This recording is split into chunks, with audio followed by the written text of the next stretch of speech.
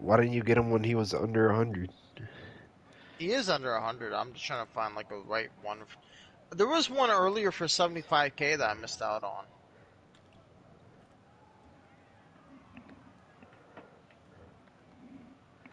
Big L. Mm. La la la la la la la la. Elmo's World. Nah, nah, nah.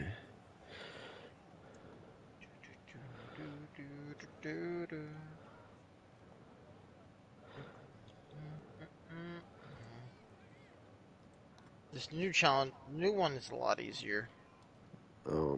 They're fucking all opals. But it's easier. The actual challenge doesn't fucking matter. It's getting the stops. And apparently I can't stop them in this game.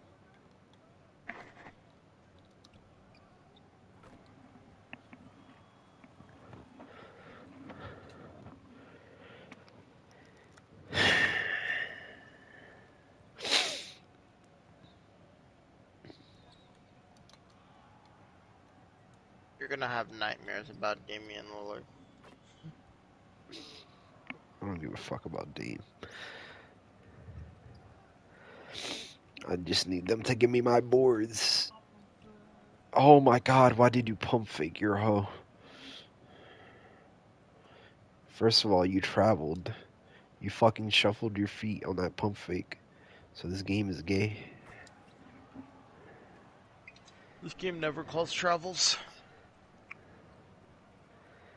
And when they do, it's actually not a travel.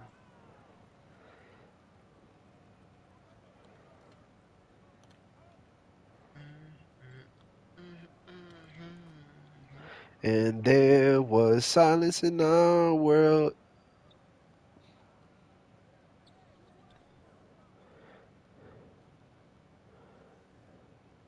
Oppa Gundam style.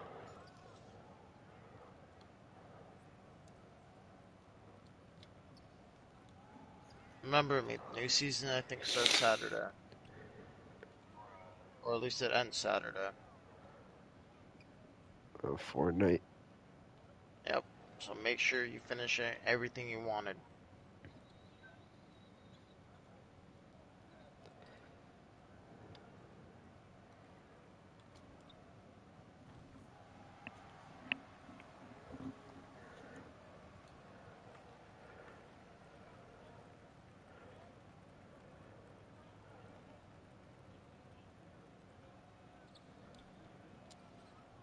Grab it.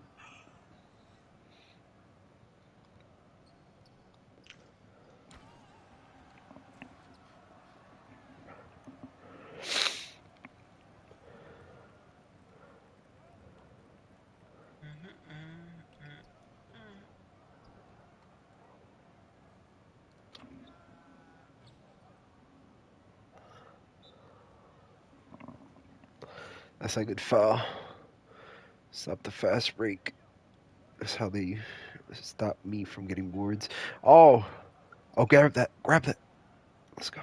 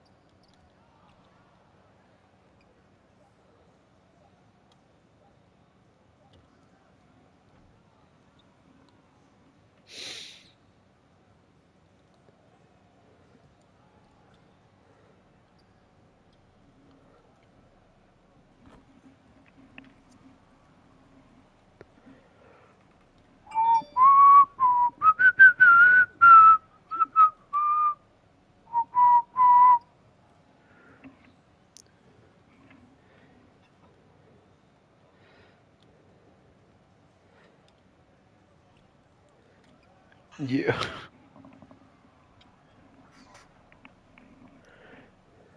No, it doesn't. That's cap. Should cost more than that.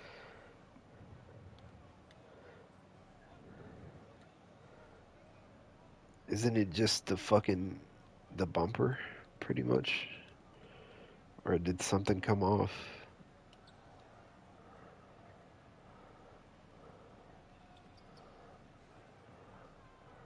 Oh shit.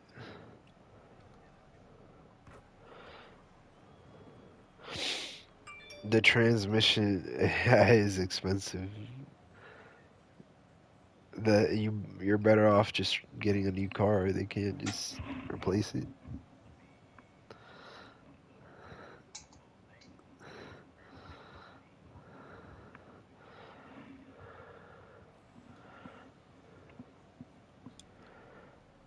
Bro, what the fuck happened, bro?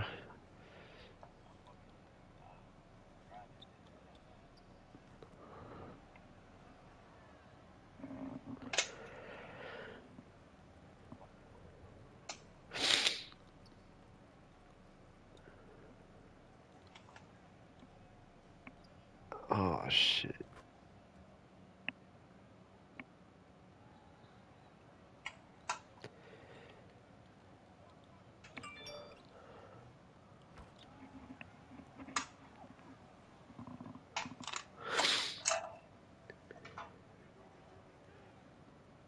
They're fixing it.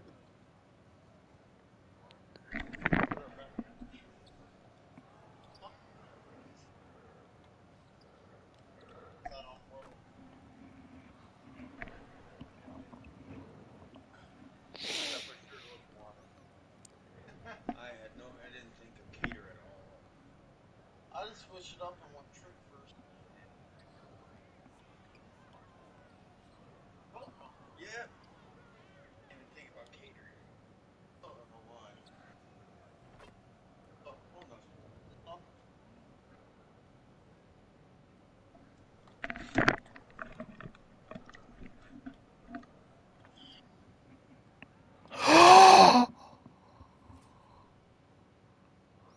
And then he look at his fucking face. First of all, what the fuck is this face?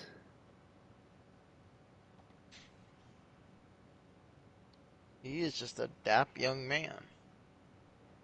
Well, what the fuck? How did I miss this? Because acrobat lips are broken.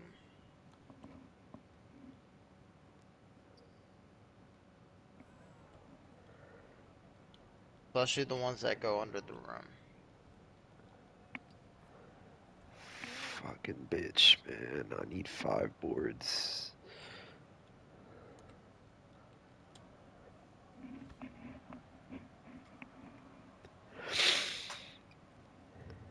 He hasn't been able to get them in days.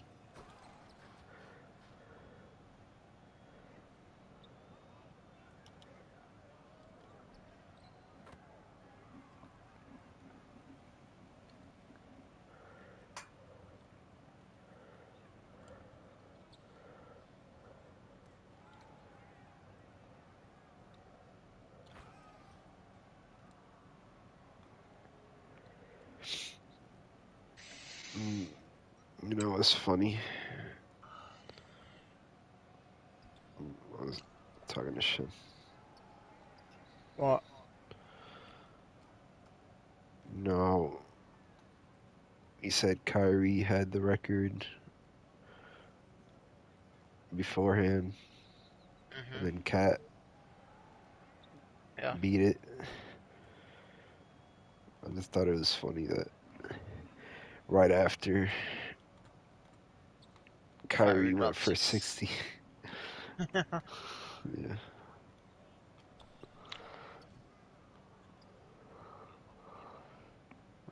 Nah, because it was something that I said with him.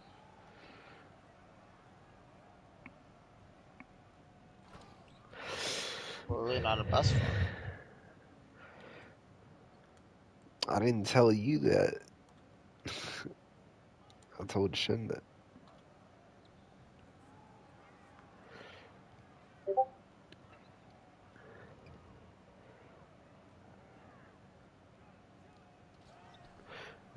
can't get stops. I can't get stops. I can't get stops. I can't get stops. No, you can't.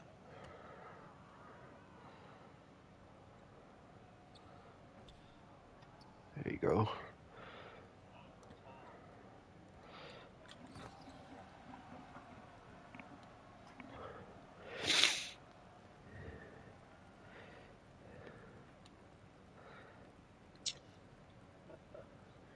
I'm stuck. I'm stuck, step bro.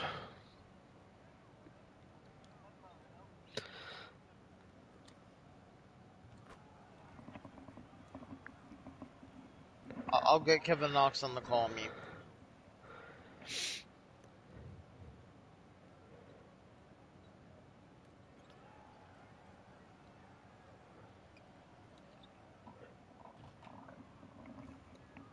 If I made that, I swear.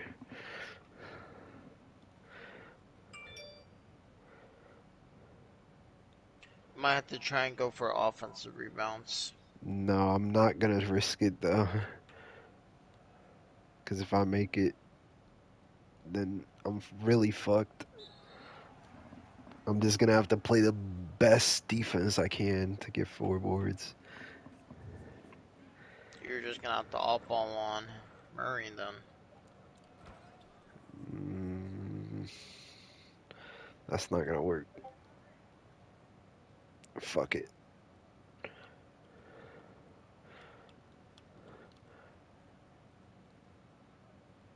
Cut to the paint.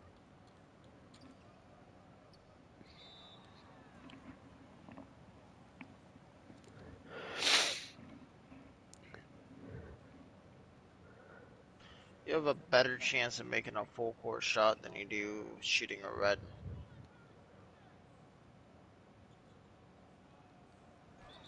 Actually, I don't know.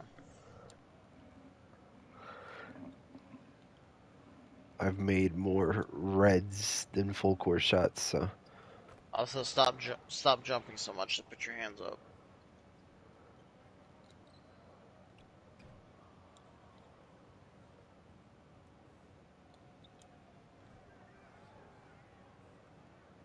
Wide open.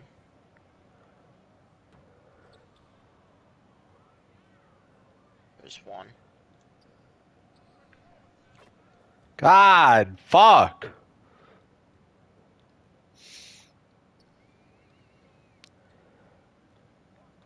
Adult Chase is a nice card. Too bad he's a gatekeeper.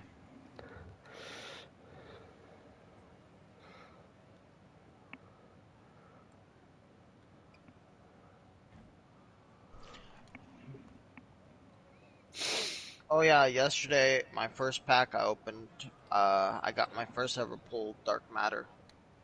Oh my gosh. Dynamic Ratings Cat.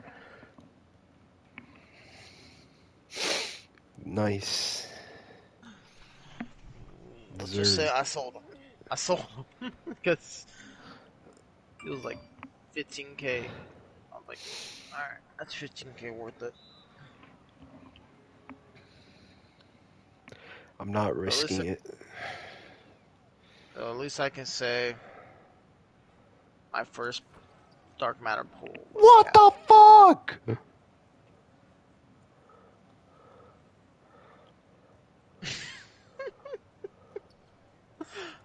Bro, you just got alley postered.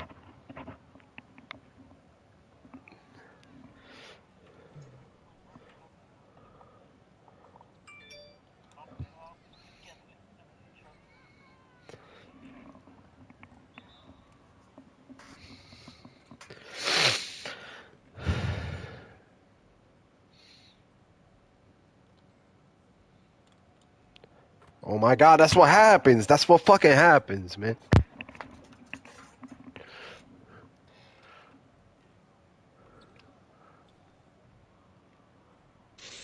Well, looks like Meep's gonna miss out on a triple double by 1 rebound.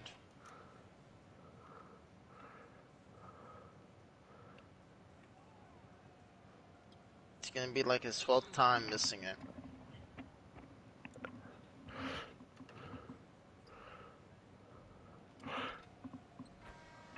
my gosh, bro.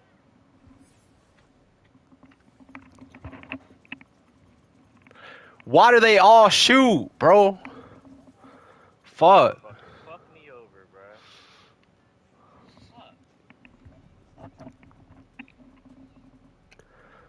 bruh. Ripperino. This game is dog shit. Yeah.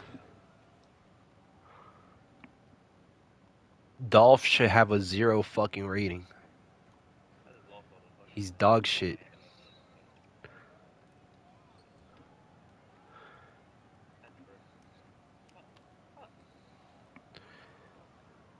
You know what game isn't dog shit? Raid Shadow Legends. five champions.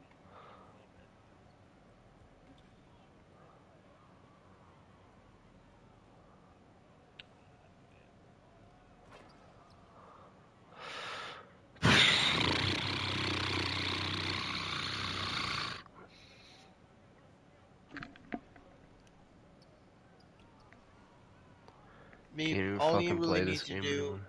all you need to do is listen to Super Idol. Can't even fucking do this shit anymore.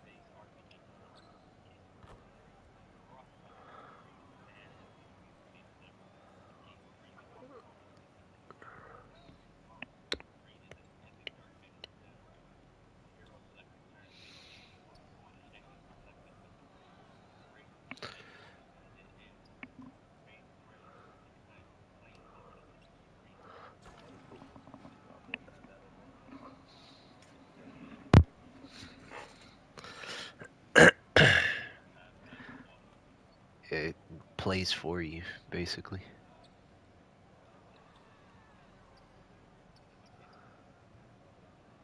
People like that passive Like gaming.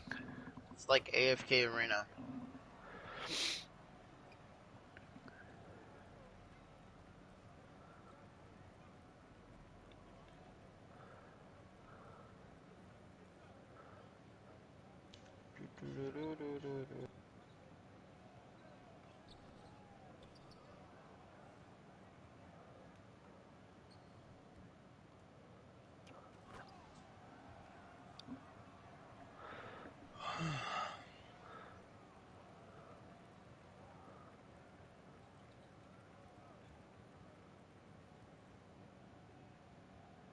Mommy, I need to see some rebounding out of you.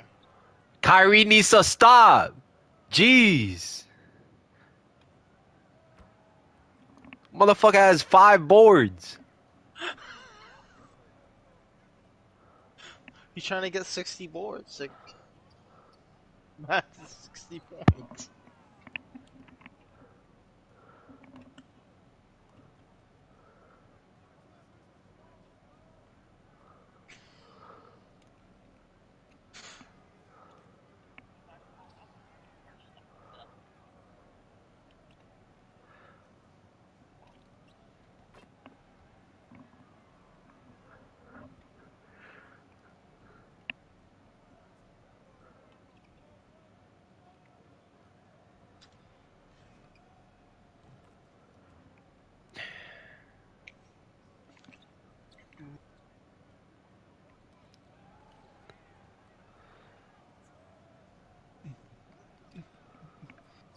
Why is it always Kyrie?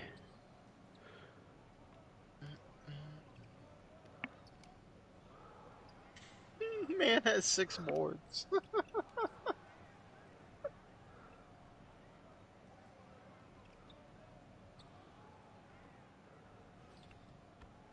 51%. And it's a green. Of course, when Murray contests, it's gonna be a fucking green. Why wouldn't it?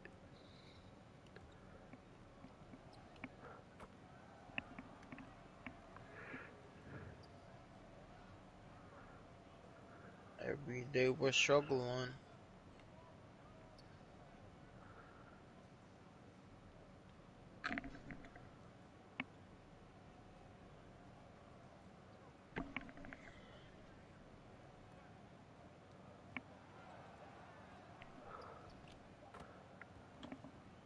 Oh shit, you're actually fucking ass, bro. You're actually fucking ass.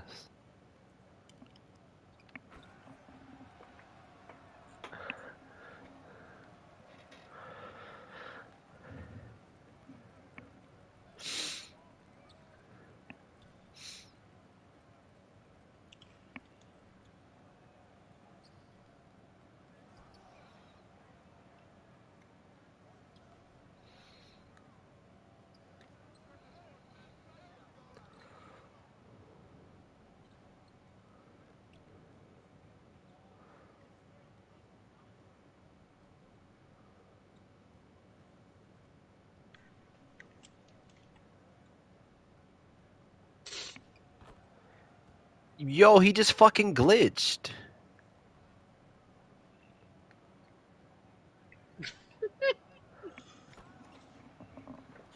Ah man, he just quick stopped.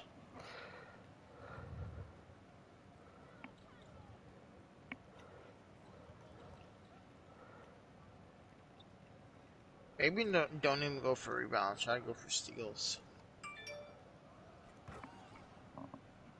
God damn, that dunk was vicious.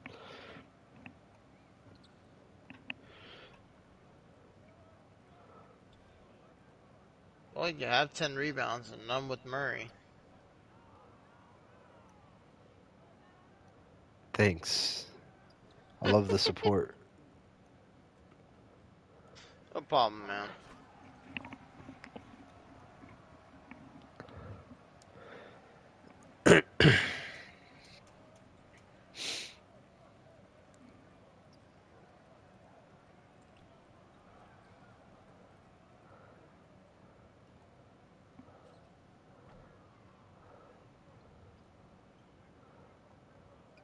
I'm not buying that one for 91. No extra hops.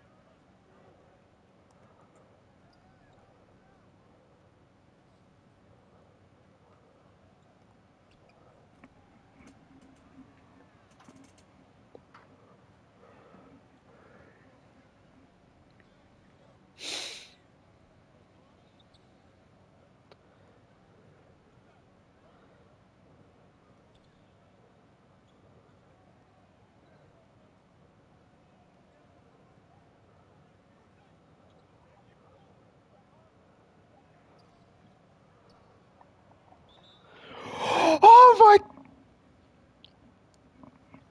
my! Uh-oh.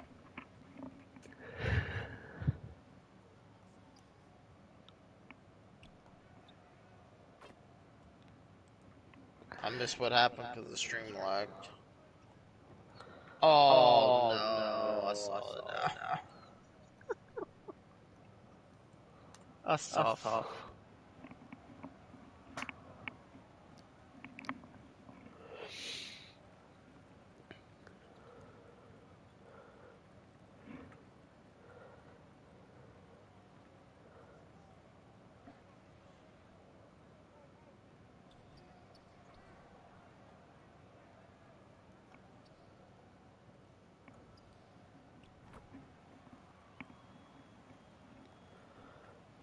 I'm about to lock in.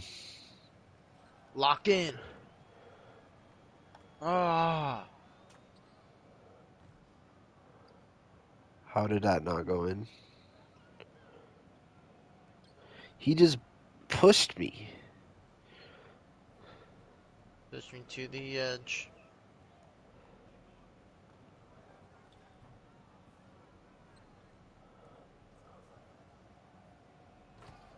What?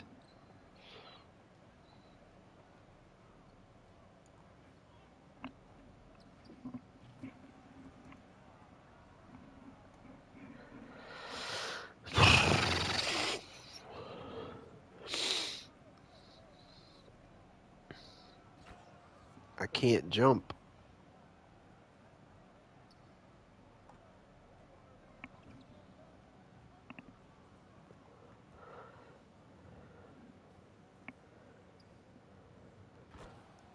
Everything is some fucking bullshit. Some fucking bullshit, man. I'm coming down the court and I'm pulling in your fucking mitt.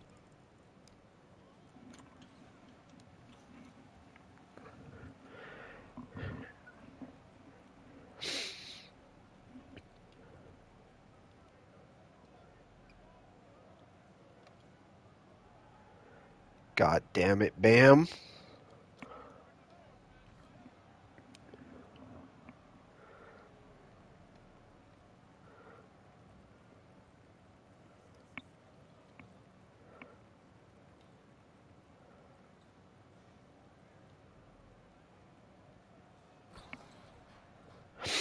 I can't stop him. I can't. Yes, you can. The game is literally just letting him slide past me.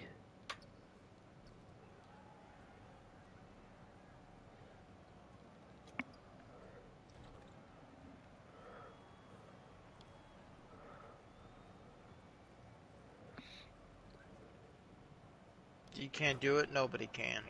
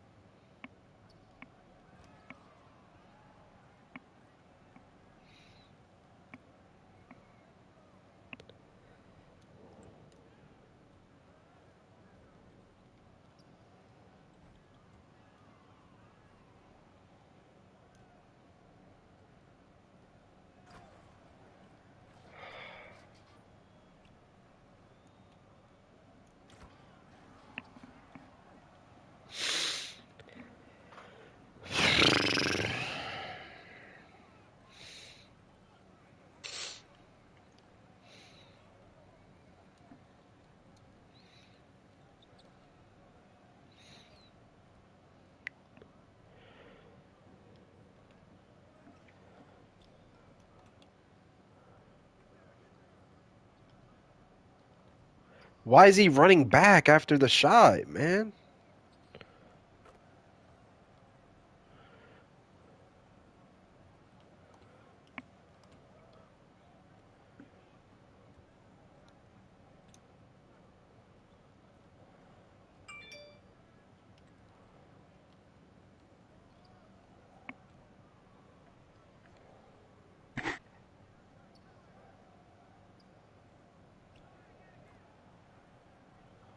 Alright.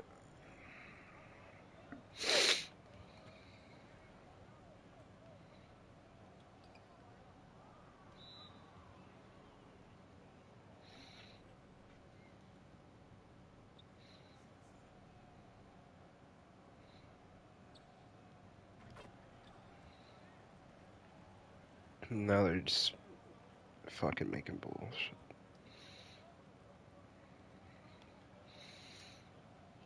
Oh my god.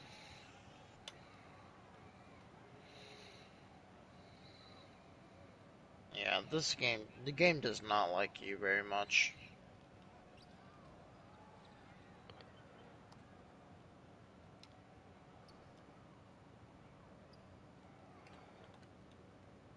Fucking mid and early.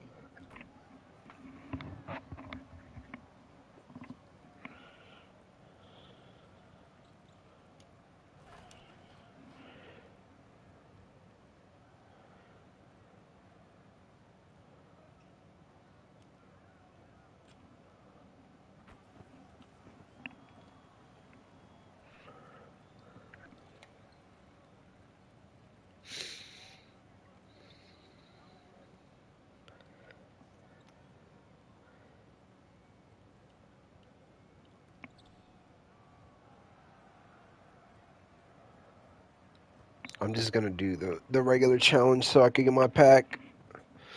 2 more boards.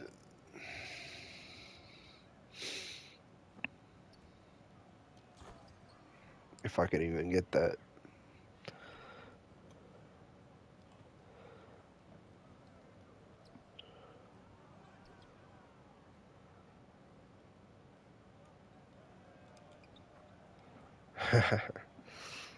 I don't think I could get that.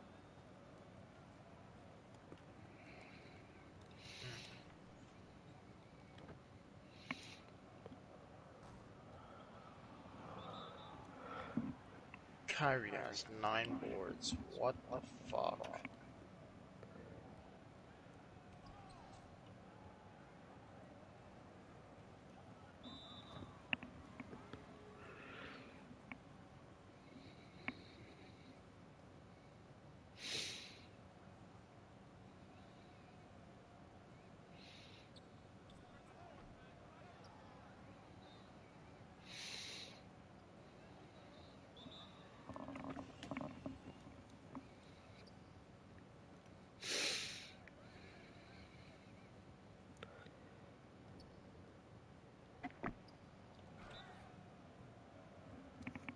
Why do they call foul every time I jump?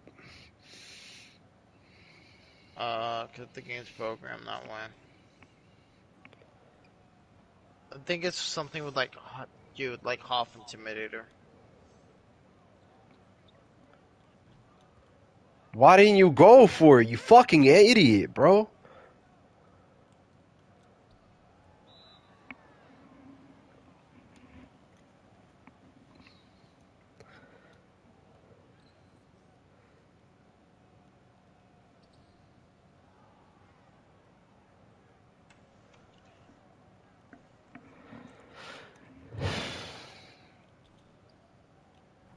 He literally just runs back every fucking time. I just lost again. No, I didn't.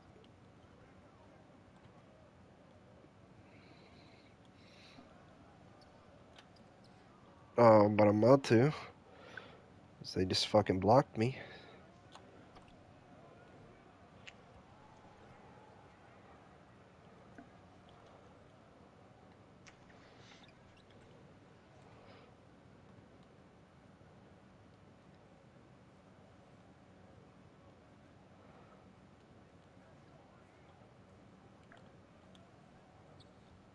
No.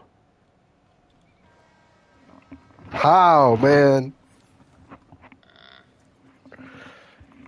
How can I not get open?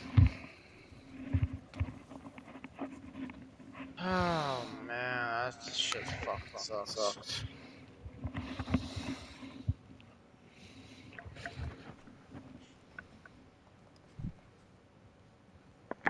Kyrie, you're off the lineup. I'm going big.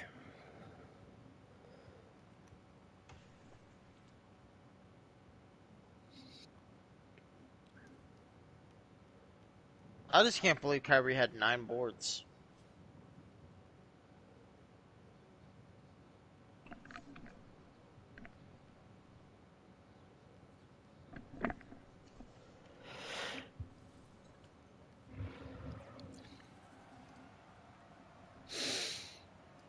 They'll do everything to stop me.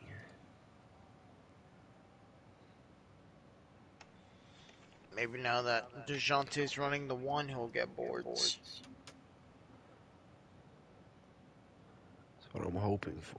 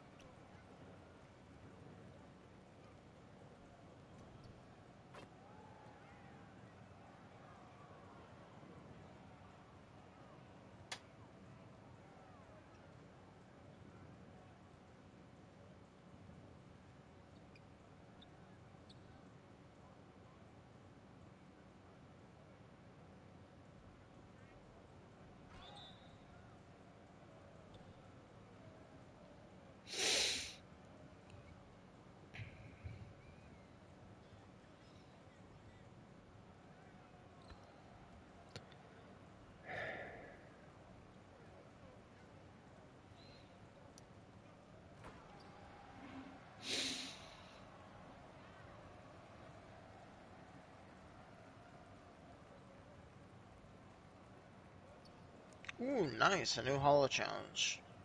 I'll have to do that once I get a Cade. I didn't like mention this, but the other day I had an offer in my team. It was like a 10-pack box of super packs from season 4, a diamond shoe pack, and a diamond contract for like 53k. I played my career for a good while getting that VC. Mm-hmm. Open up the 10 box, got a good amount of pink diamonds, got a Peja, got a Nick Van Exel, um, a lot of like the Hunt for Glory like cards. But my favorite one was a Flash Hollow Tony Kukoc. Nice. I was like, ooh. So it's actually worth doing that. It was like like one of those special offers. I don't get those. Yeah. I was like, now I can use him whenever I do that Hollow Challenge for 75 tokens. I've also been trying to get Timberwolves dynamic rating hollows. I think I only have 3 of them.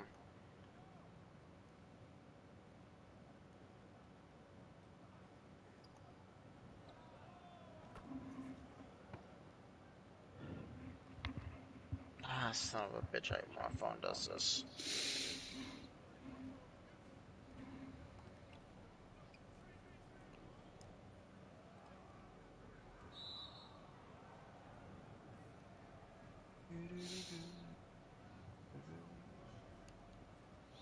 Come on, just want a Cade or cheap. You won't get a Cade till I get this triple double. That's probably true. Might have to wait longer. I remember last night I was trying to look for like a buyout for like Hakeem or some shit. I was like, nah, I'd rather have like a really good point guard.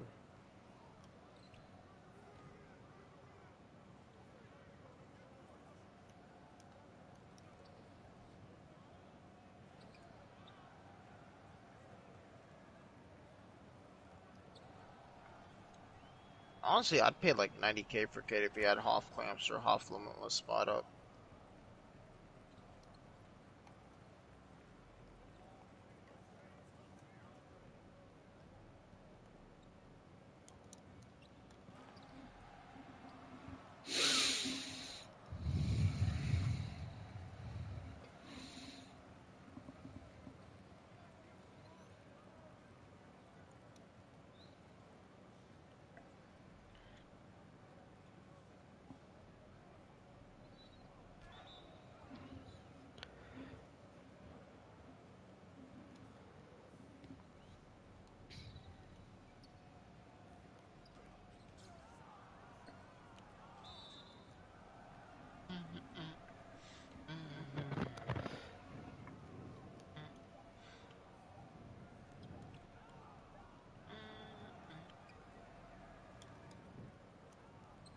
Doing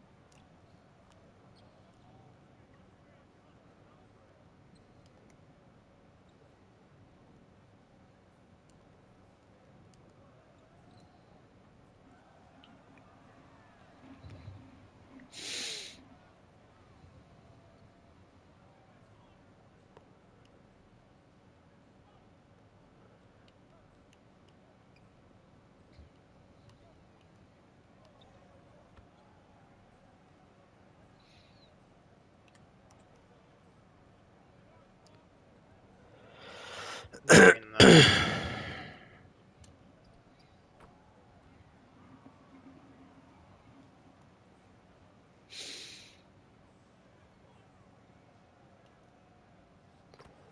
Wow.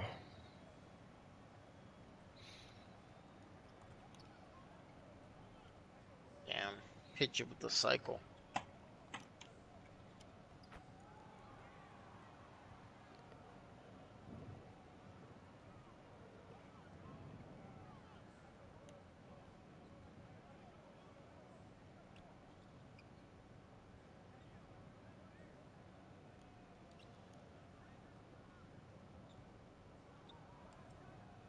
Fucking bitch.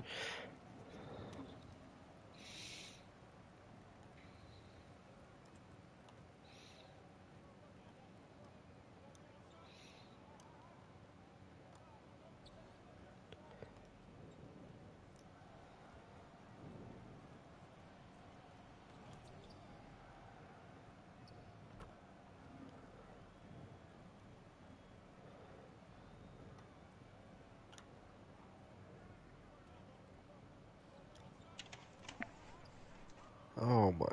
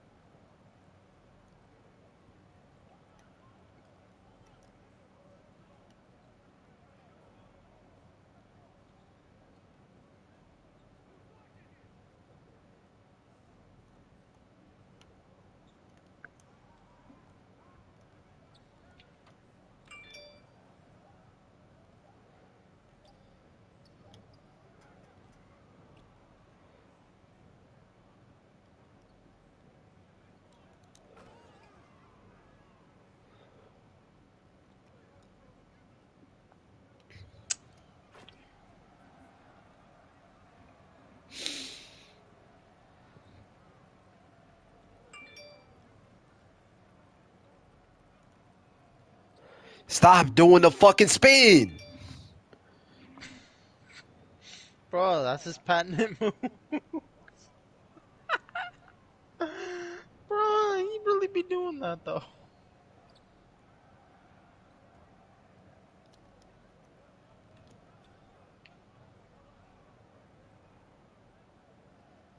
Oh, Murray with that nice board.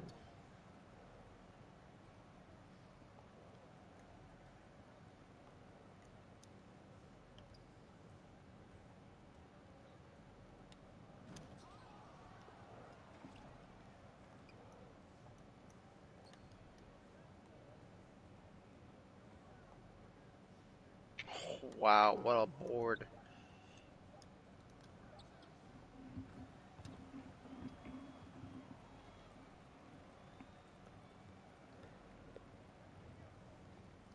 Cam Reddish for three.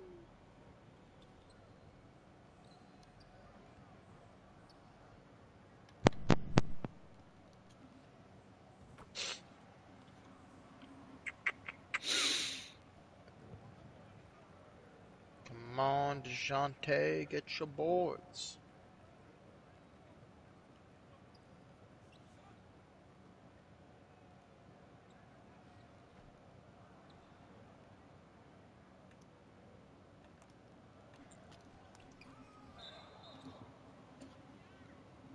I thought he blocked it. I thought that should be mine.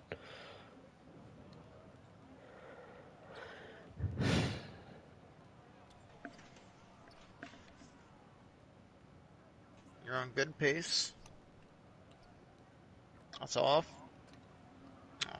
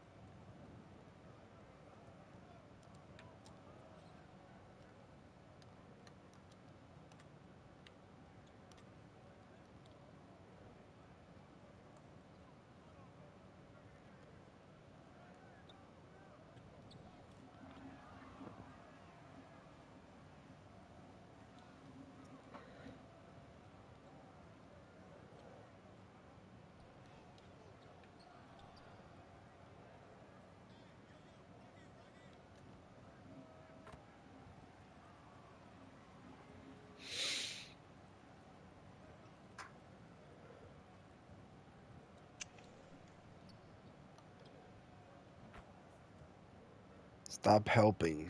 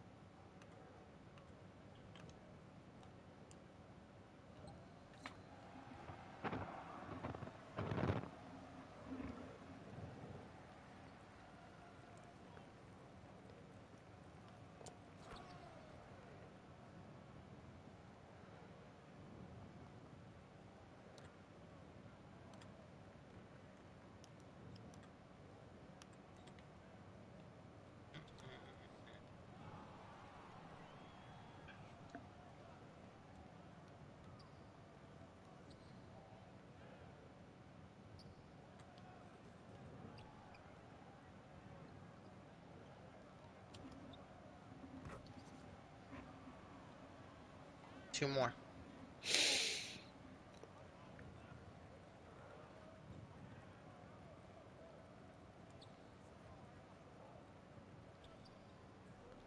God damn, they're throwing oops.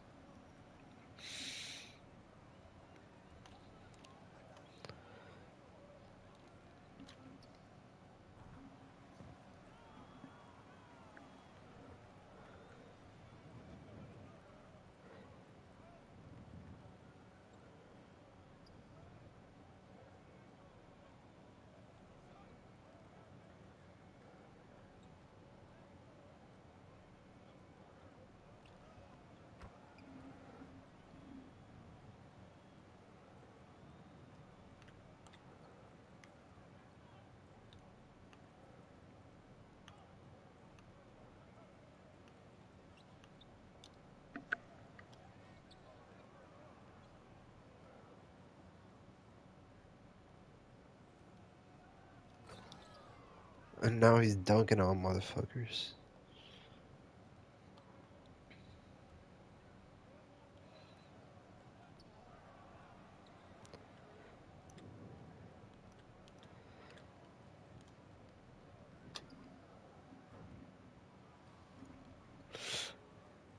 I just cooked and I didn't fucking get open Hit.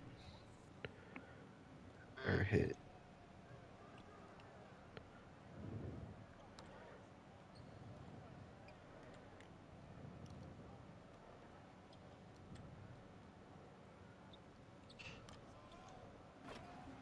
They let you cook, but you didn't grill them.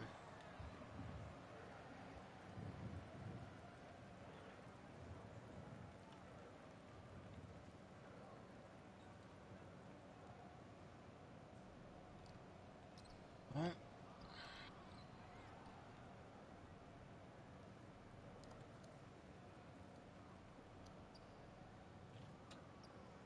Oh, fuck.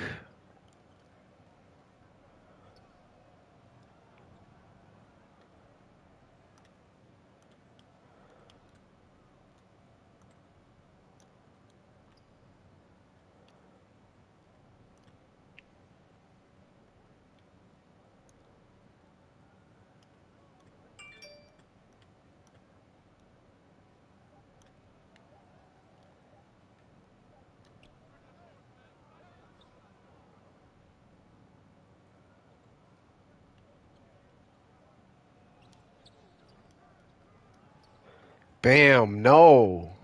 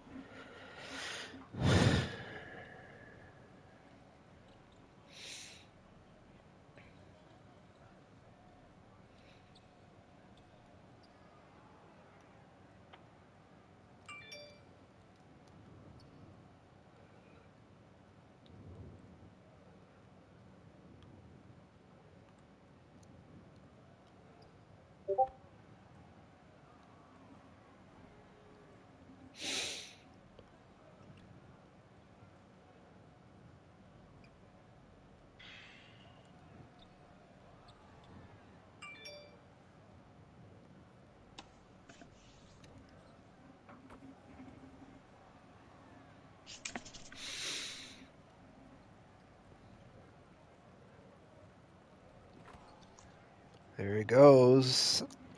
Can't fucking get it.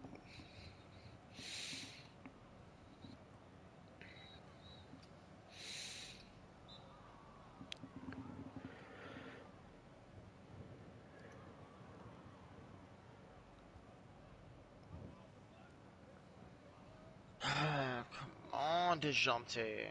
Jump.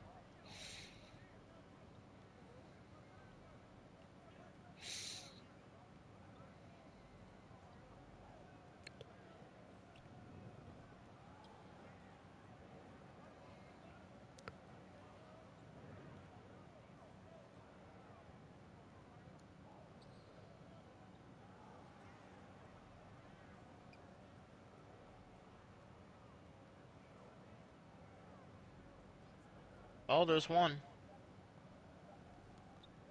No, because it flew right into his hands.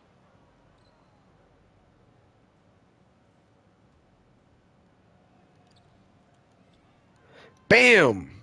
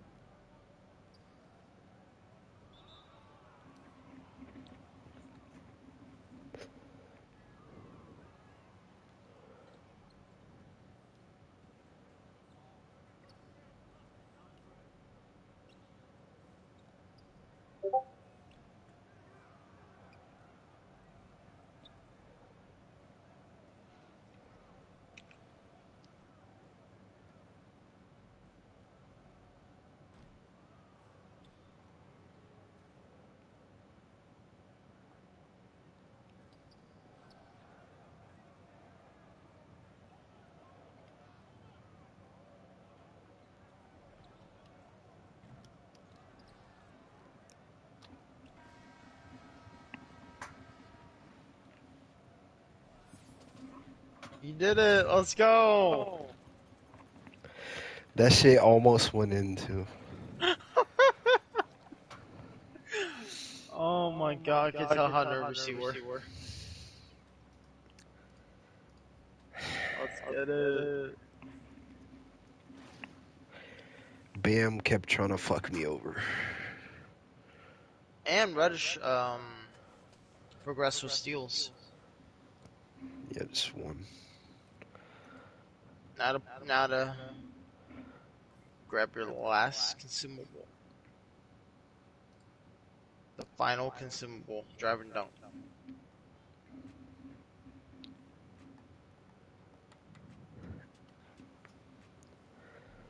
There you go, your first dark matter.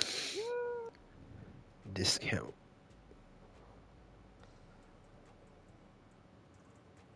Is that what you had? The discount? Yeah, but these they added it back in. Mine, it was on the front page of my team. But yeah, I opened up a 10-pack box of that essentially. It was like 53K. Geologist? What is this? Oh, you got Oh Gem Glow my. Privateer. What happened? That's not Ja. That's Kyrie. Oh! That's Kyrie. That's not Ja! That's Kyrie or Cat. What the fuck did I pull? Oh, you flipped Oh, I all so got you don't see. Kyrie. You flipped all so you don't see the animation. Okay. Yeah, if you ever have that, don't flip all. I did not know. Yeah. Shit, nice. I sold my Kyrie yesterday for like 13K or some shit. But fuck it, he's dropping ball. Sell high. Fuck it. I don't care if it was you if he was originally owned. Let's go, meet. He got 2 dark matters. Bro, imagine your first dark matter being Kyrie and not Jaw. Bruh, I was like, what? Bruh, you at least you got to saw the wiggle. When Cat did me, it was right in the fucking middle. Mhm. Oh, dang it. That glow is so nice. Western Conference, point guard. Now, best bet probably sell Kyrie, but if you want to keep him, he's gonna go down eventually. Yeah, and the paint, or the opal is better. So you can either keep him for the dark matter glow or sell him while his price is high.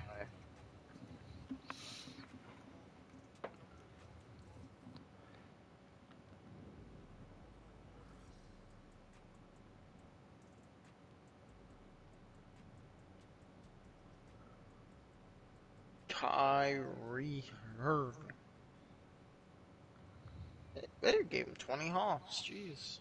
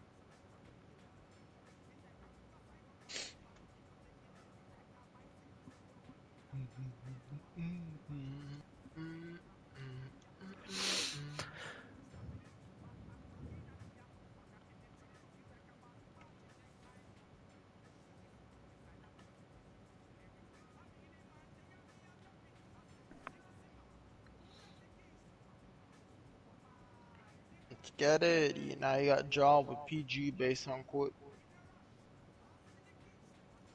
I have the duo, though. Kyrie and KD.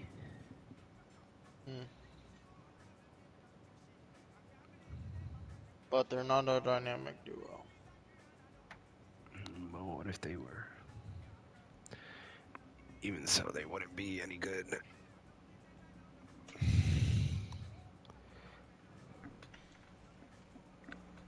Most likely.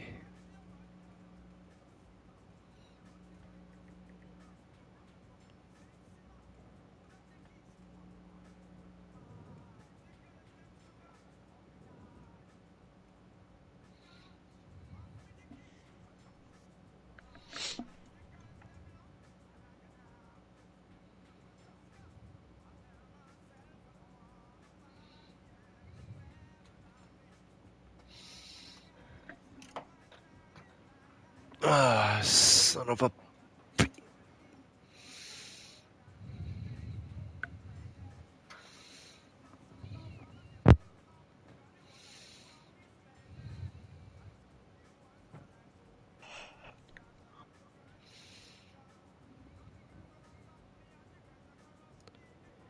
G Morant saying, "Hold up, motherfucker."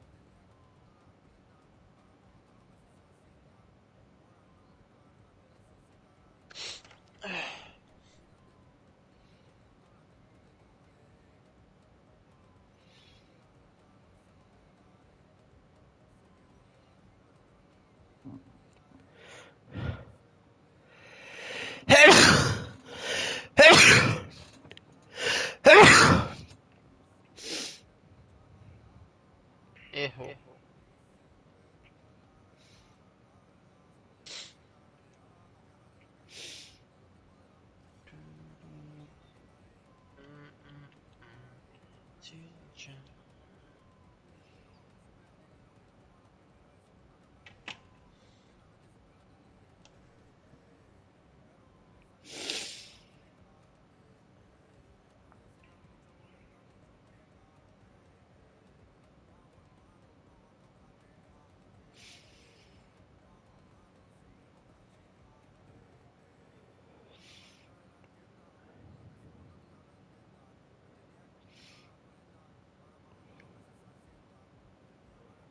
Oh, they're only in those packs and dynamic ratings. Actually, no, Yeah. they're in these ones. That's such a troll if you pull one of them, then. Well, there's no other Dark Matters other than them, so it's really not much of a troll. Yeah, it is.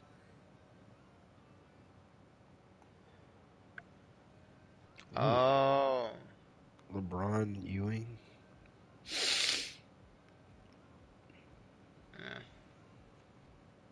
And here, T-Mac. Oh, wait, you can't pull them in this one.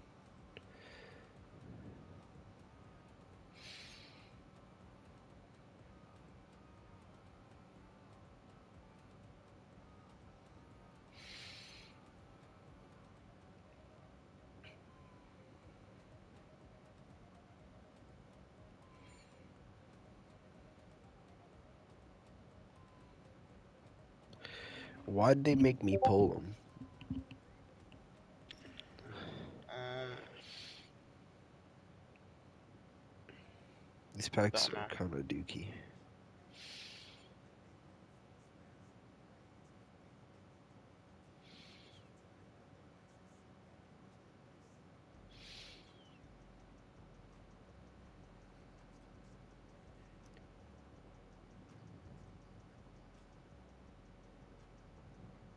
Yeah, those packs got 2 gatekeepers in them.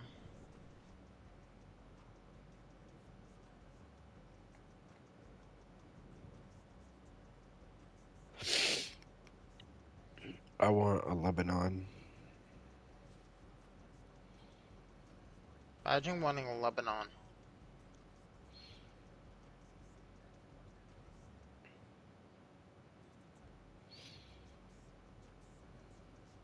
I hate what 2K did with Pete Maravich.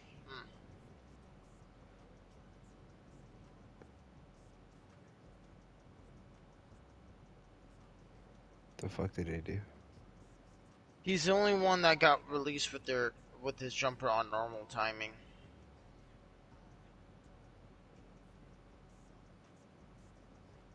Oh.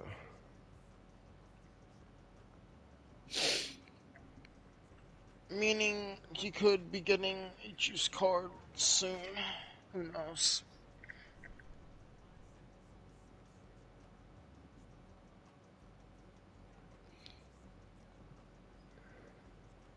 Bro, imagine not having anything to do.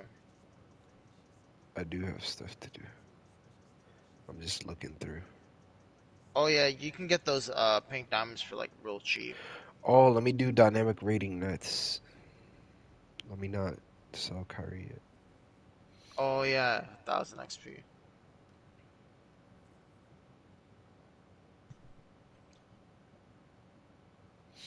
And you still gotta win 100 games. And I still need maxed out. Do I have 3 dynamic ratings?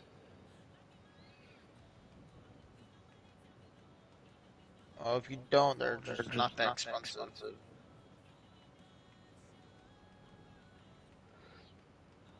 I need a third one. The cheapest one, because Kyrie and KD can carry. Yeah. Just get Or like a just cheap big, like a center. Yeah.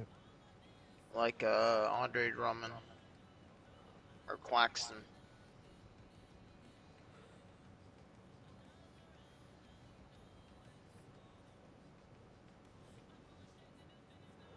I'm going for the cheapest. If it's LaMarcus Aldridge, it's LaMarcus Aldridge. Oh, and Andre is 800. I'll get Andre at 8.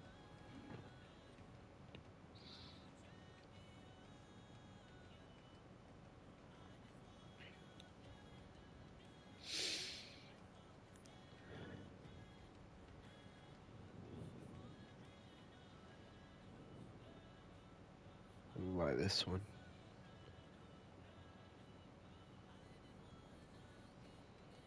Just because I want to. Now you do what you want.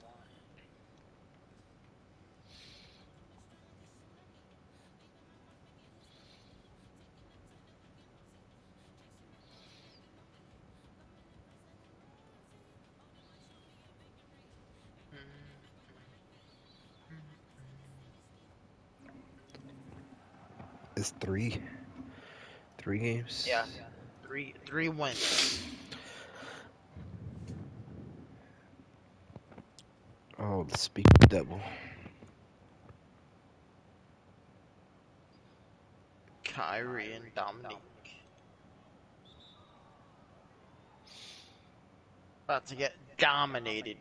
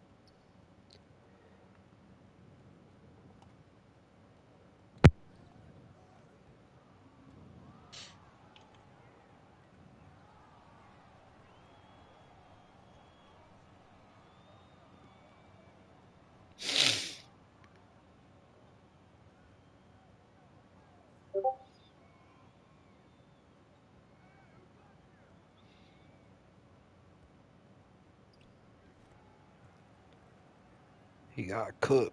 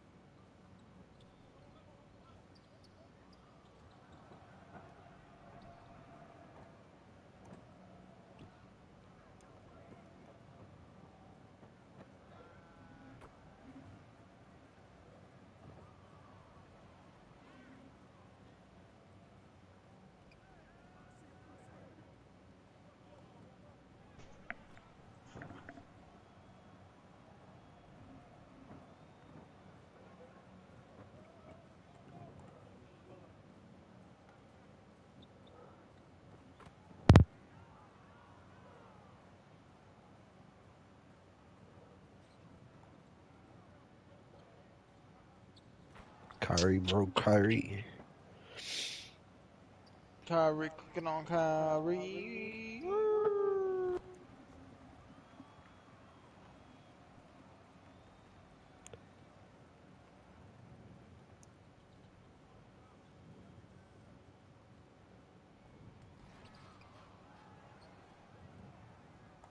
Oh, I just want a case snipe. Fuck y'all. Going up.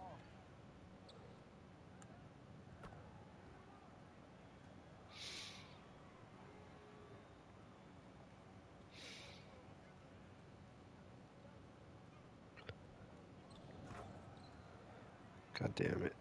I kept trying to switch to KD and it switched to Drummond.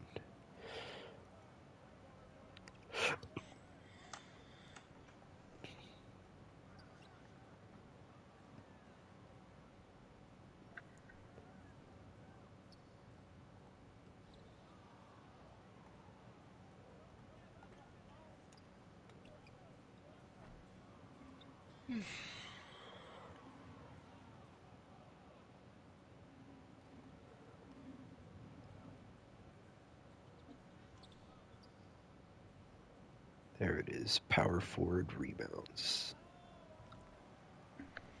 Imagine needing rebounds. Fucky.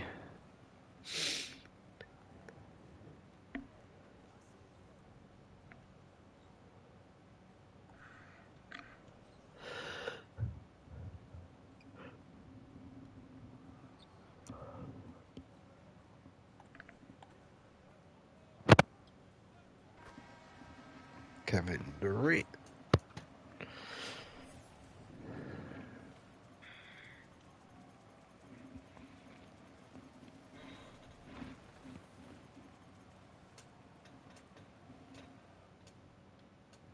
Two more ones.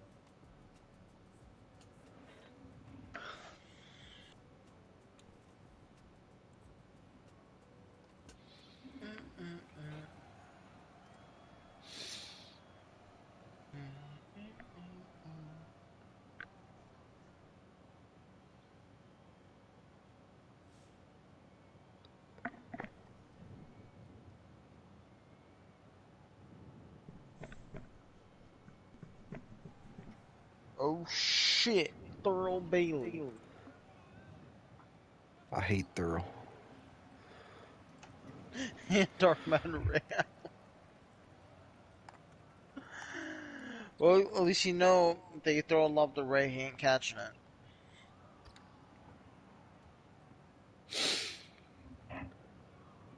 If I see him throw it down,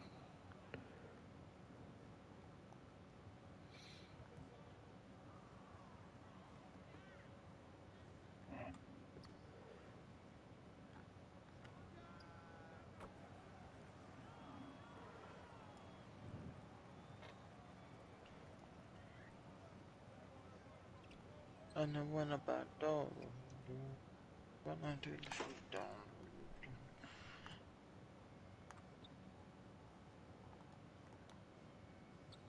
Mm, mm, mm, mm, mm, mm. Kevin Durant.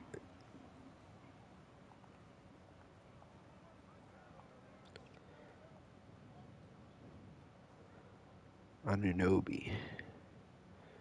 OG. Old head Oh. Anunoby.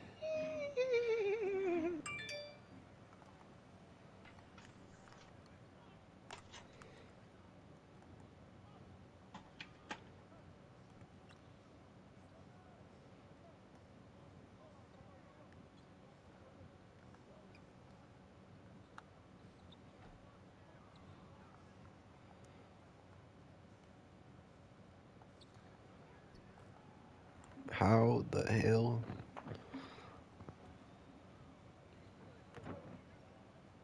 What What? in your blue moon?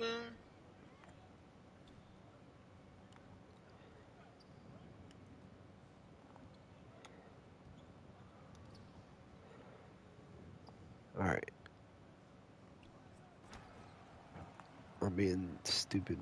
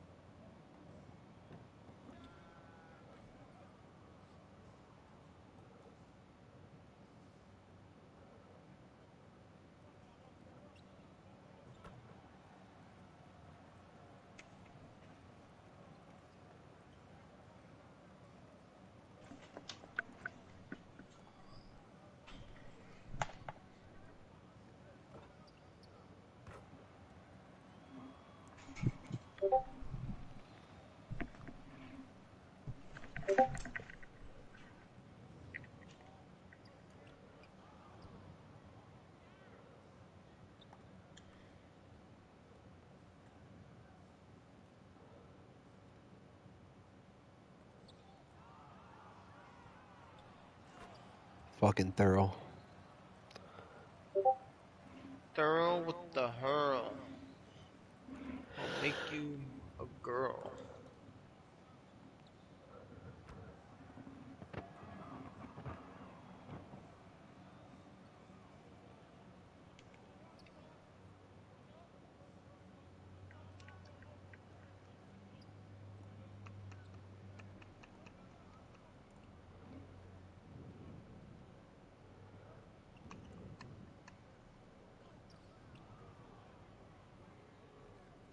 Ah, Oh.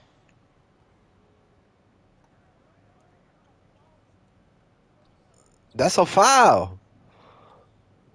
No, it's not.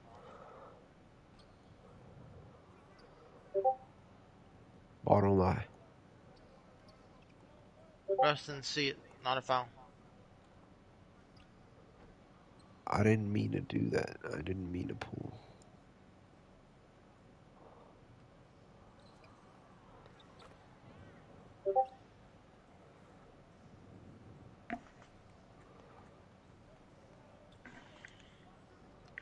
I'm gonna pull a hammy. Do.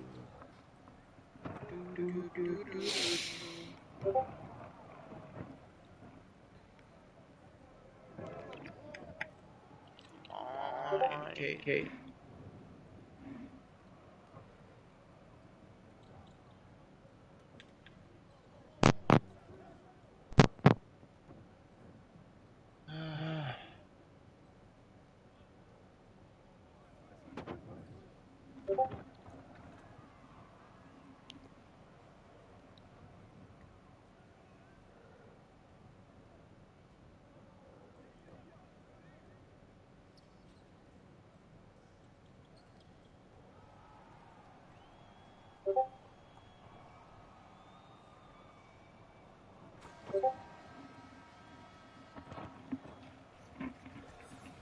Bleacher Report has Jokic as running for NBA MVP.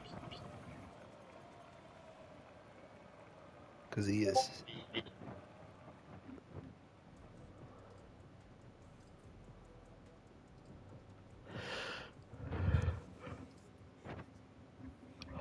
Why is Curry still fourth?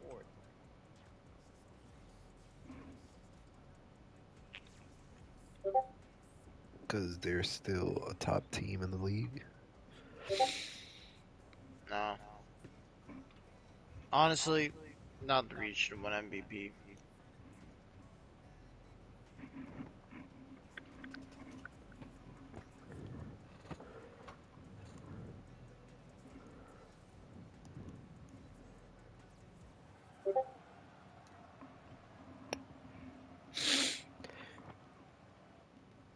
Trey Young being 9 is crazy. The fuck has Trey Young done? Same shit as Curry, just without the record.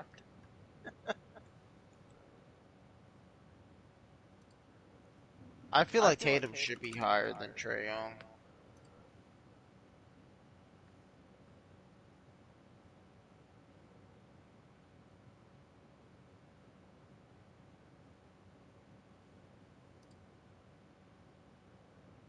You know, the three teams in the NBA with a top 10 offense and defense are the Suns, Grizzlies, and Heat.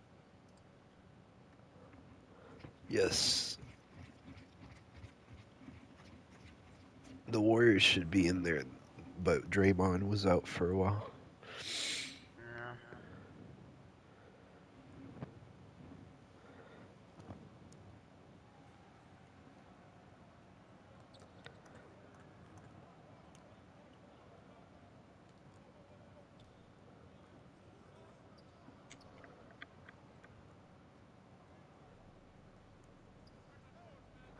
No, it's Bones Highland.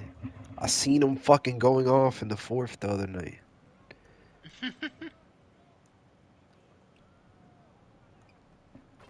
Nation.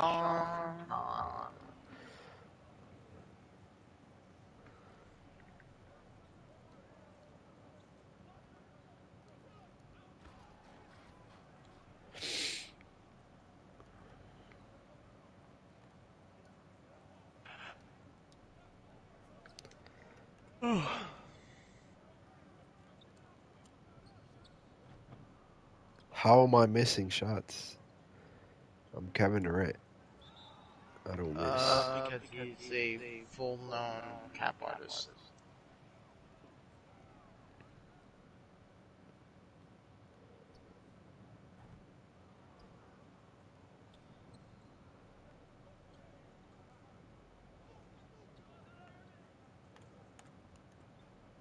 I'm gonna have to break Bones.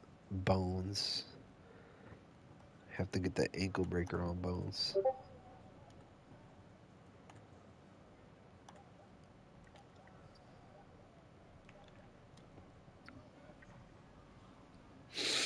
I did get a slight one, but I didn't like it.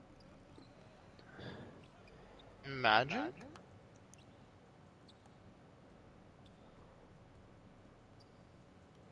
Imagine what?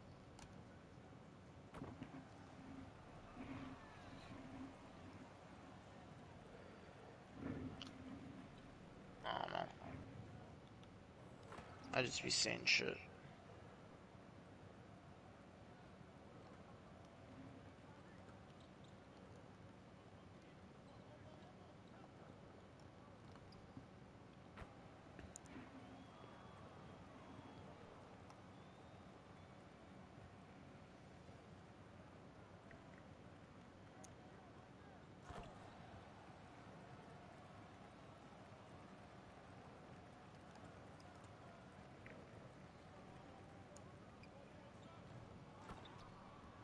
Look at that putback slam. Slam jam, thank you, ma'am. Eating all the candy dams. Always.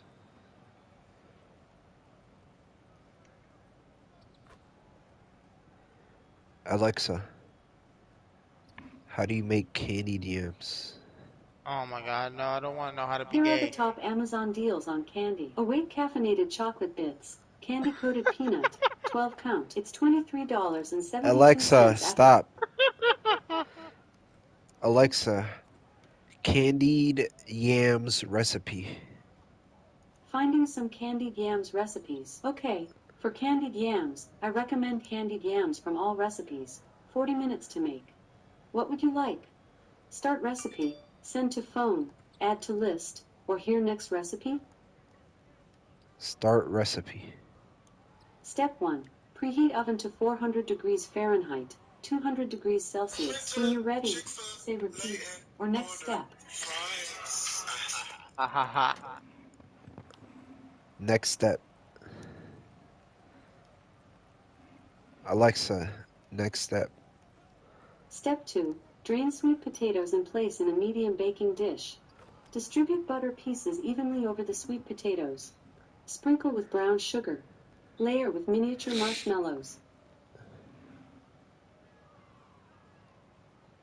Alexa, next step.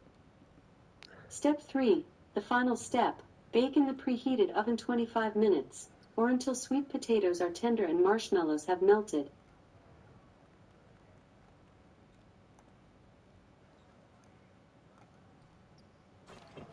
That was a 3-step recipe.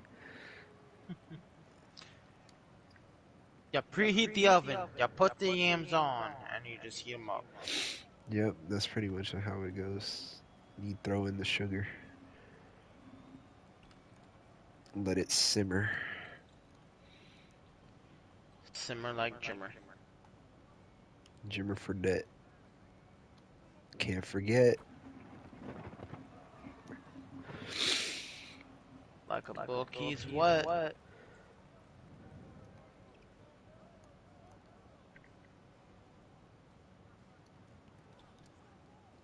Way to get the block. On his cock. Kevin Durant.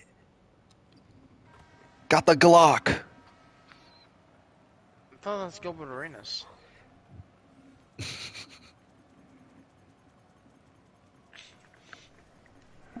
I'm dead.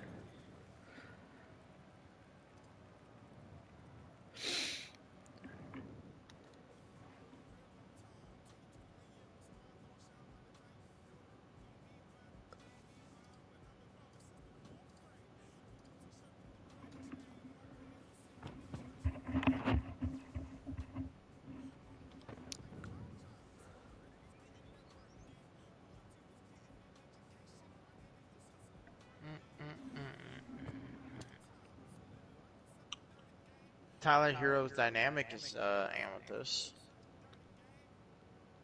I told you he should be a diamond. Quit Hey, playing with Bam him. went back to a Ruby. Ha ha ha ha. About to take a piss. Fuck you. Isaiah Livers +4.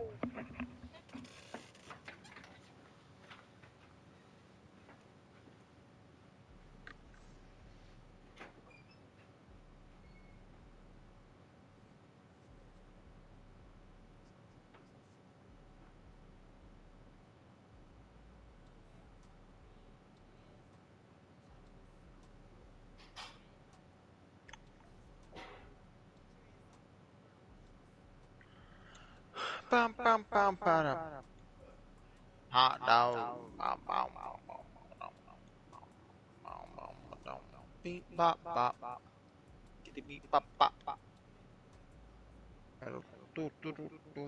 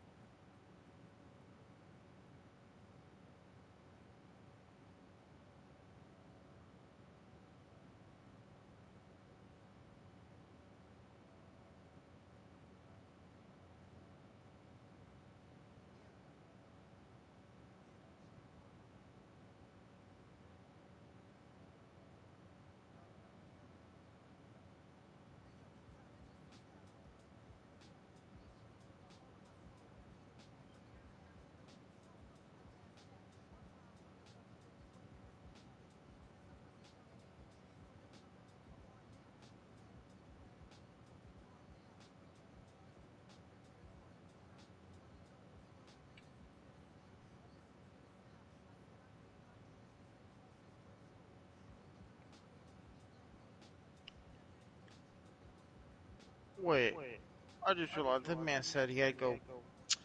He ain't gonna be gone for an hour. This motherfucker.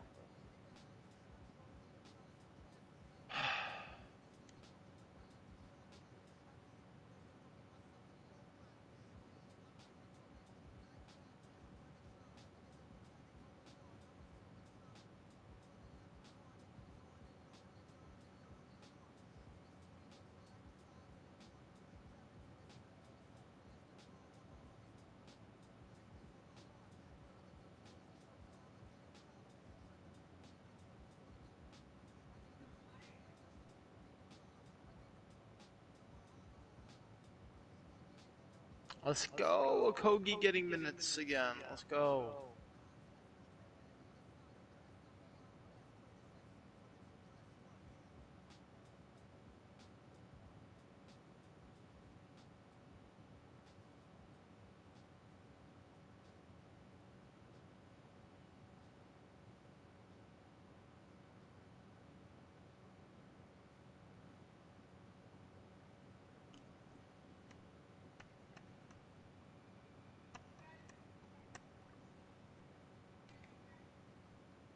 Habada habada habada.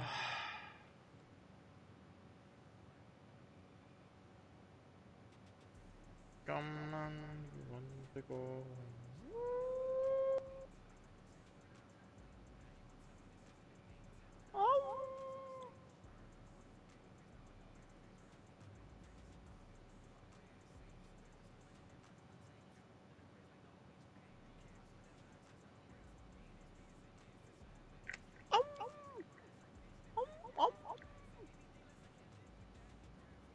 I just want a Kate Cunningham for cheap. That's all I really could ask for. All I want.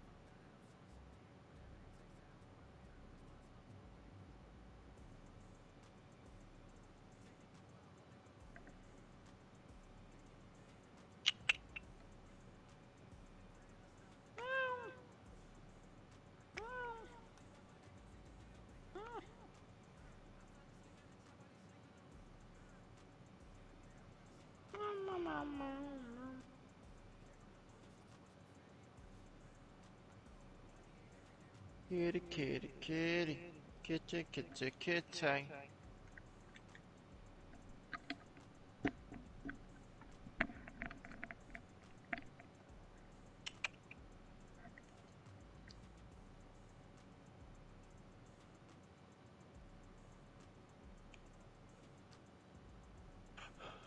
Blah.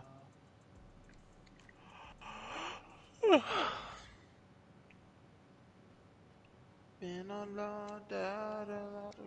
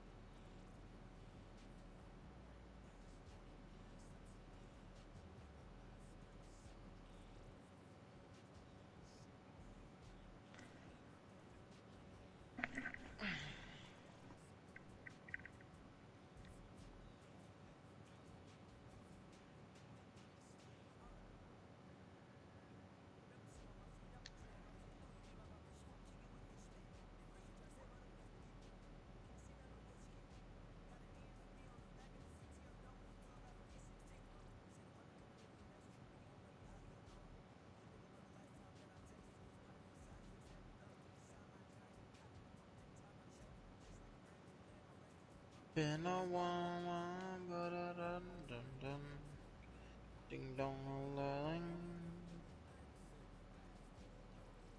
ding a ling a ling ling a ling ding ding a ling a ding dong ding dong, ding dong ditch. Your mama's a bitch.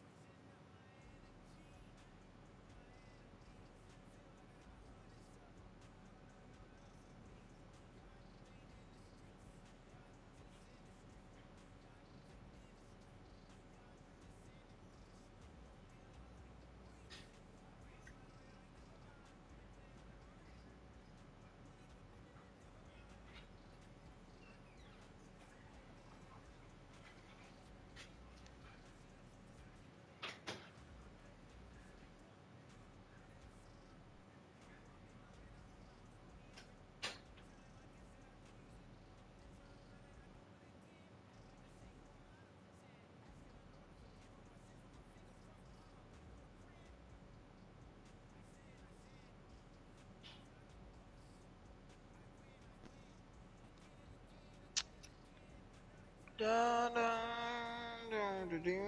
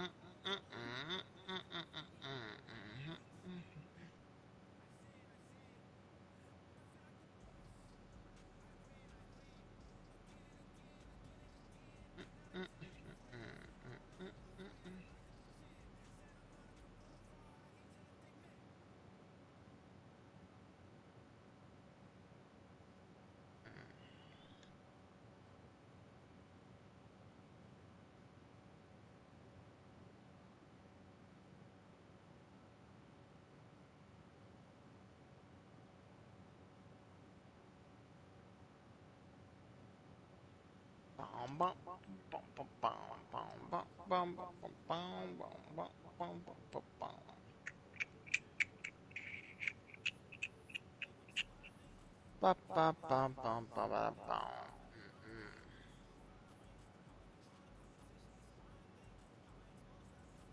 Ding. Dee do dee do dee. Do do do. Mm. Do do do. Mm mm mm.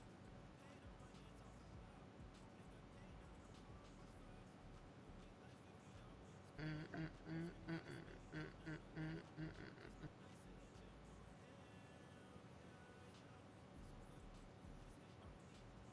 Do do do do do do do do do do. Mm mm mm. Get the hotel, motel, holiday in. Get the hotel, motel, holiday in. We got the oh, ah.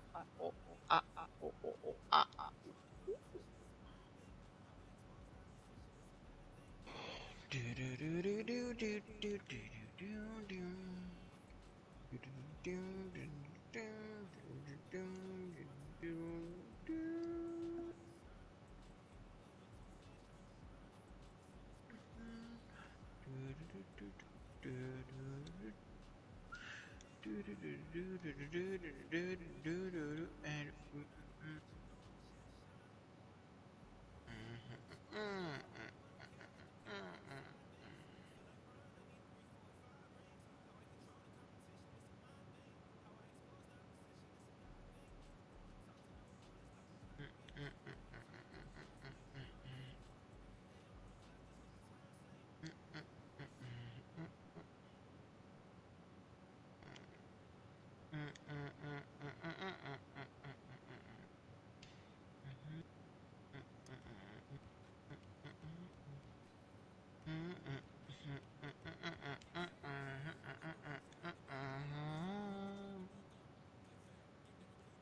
Bing bing bong.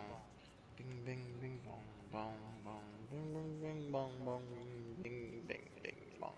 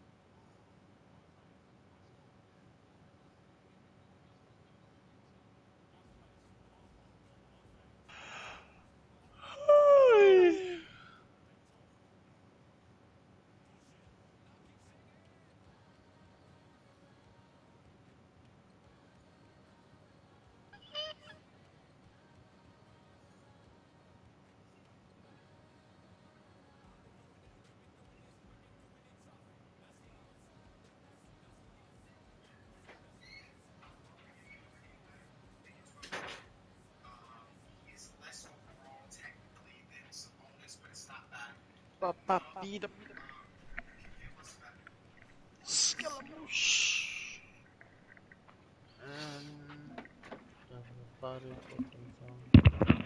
I shit in my pants. I shit in my pants. That's why it took so long. Cause I had to shit my pants. We'll be bears. Da, da, da, da, da, da, da. We'll be bears.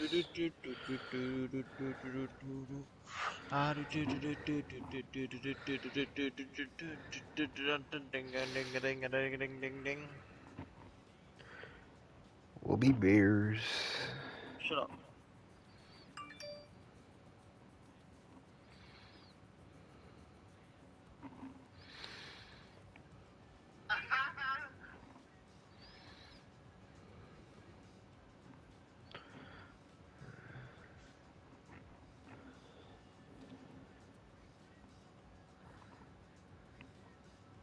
Imagine taking forever. I had to take a shit, motherfucker.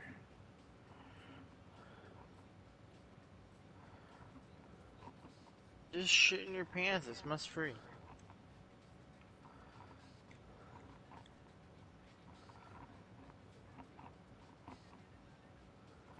I'll shit in your pants, fucker.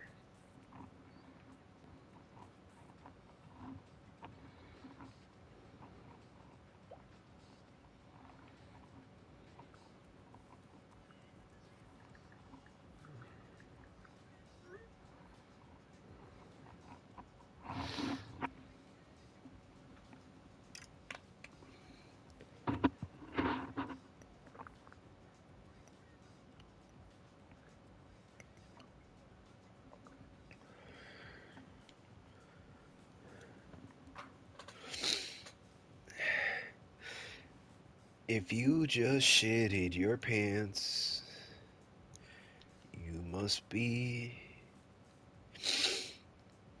Named Lance.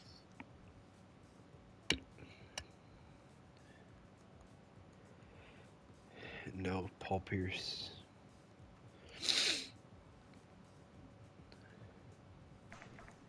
Get it right, dude.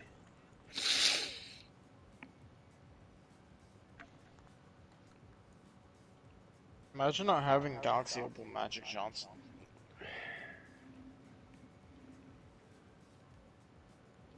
Why have Magic when you can have Kyrie? You got no magic in you. Why have Irving when you could have Irving? Might not have the magic in you, but I got the magic in me. Should I buy this shitty one with a shoe? I don't know. That's up to you. The other one has contracts. Parang Gucci and don't go together. Where my... But I wear better...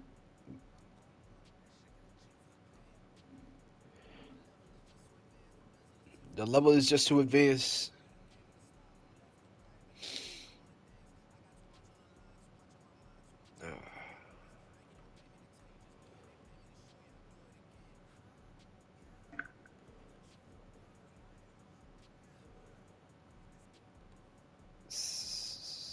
Ooh. 34 contracts. And cheaper. Oh my god, you found a snipe and I haven't yet. Game is gay. You mean you are?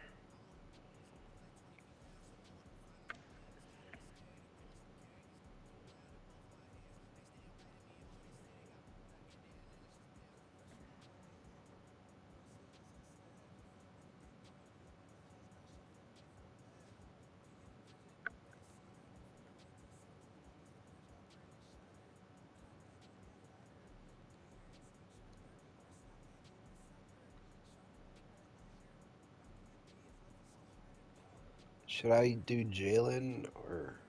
Yeah, I'll do Jalen actually. Jalen's better overall than Duncan.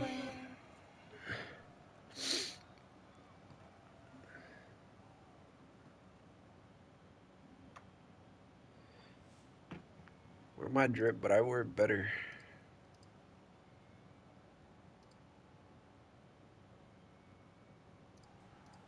Oh shit, it's Ace and Kid.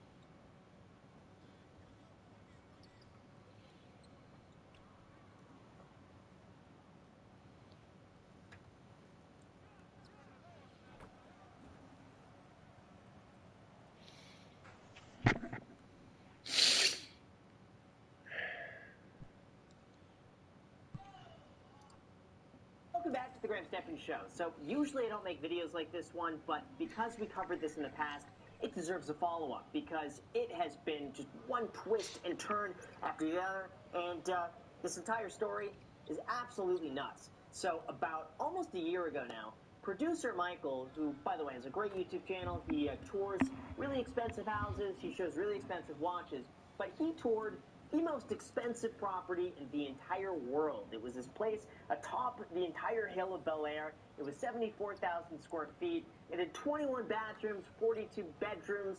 We'll bring you up to speed and show you the house very shortly because this house is so big that Michael had to tour it in 2 videos, and then the third video was an interview with the owner who, that's where I kind of stepped in because I felt the owner was a little bit, just talking and saying things that didn't quite make sense. He said that the house was going to, save the world, how he spent like 10 years of his life trying to build this house, and how it's cost so much money, and how it's going to be the best house in the entire world. And when you look at the house on the surface, I mean, it does look like a pretty crazy house. Let me show you some of this house right now so you can see what I'm talking about because once you understand this house, you're going to understand all the drama that was about to ensue. And also, big thank you to Titan for sponsoring this video, but more on that later. Niall, who is the visionary behind this, he built this, and he is just an incredible guy, and he's going to show us around this house that no cameras have seen this house before in its entirety, ever, ever, ever. Is that correct? That's right. So this You is are the a first, world Michael. debut. Let's do it. it. Let's do it. Let me show you. Come on. Look at that. You're basically surrounded by an ocean. As you walk up to your front door, that is completely made of marble. So just right off the bat, there's no wood in this house. It's just, do you want marble or do you want more marble? Do you want marble in between your oceans? Do you want marble on the ceiling? No, you know what? We're going to put crystal on the ceiling. That's basically this house. Whoa! Guys, I have never been in this house before. This is the first time walking through the door. Adam has never been in this house before, and I don't even know what to say. Well, wait till we're done. Yes, it looks like a really high-end office building atop a residential area full of, nice houses. But I mean, there's nothing of this magnitude anywhere around where this one is located. It basically just takes the entire top of the mountain, slice it in half, and put a house on top. This foyer is a true foyer. It's like an art gallery when you first enter.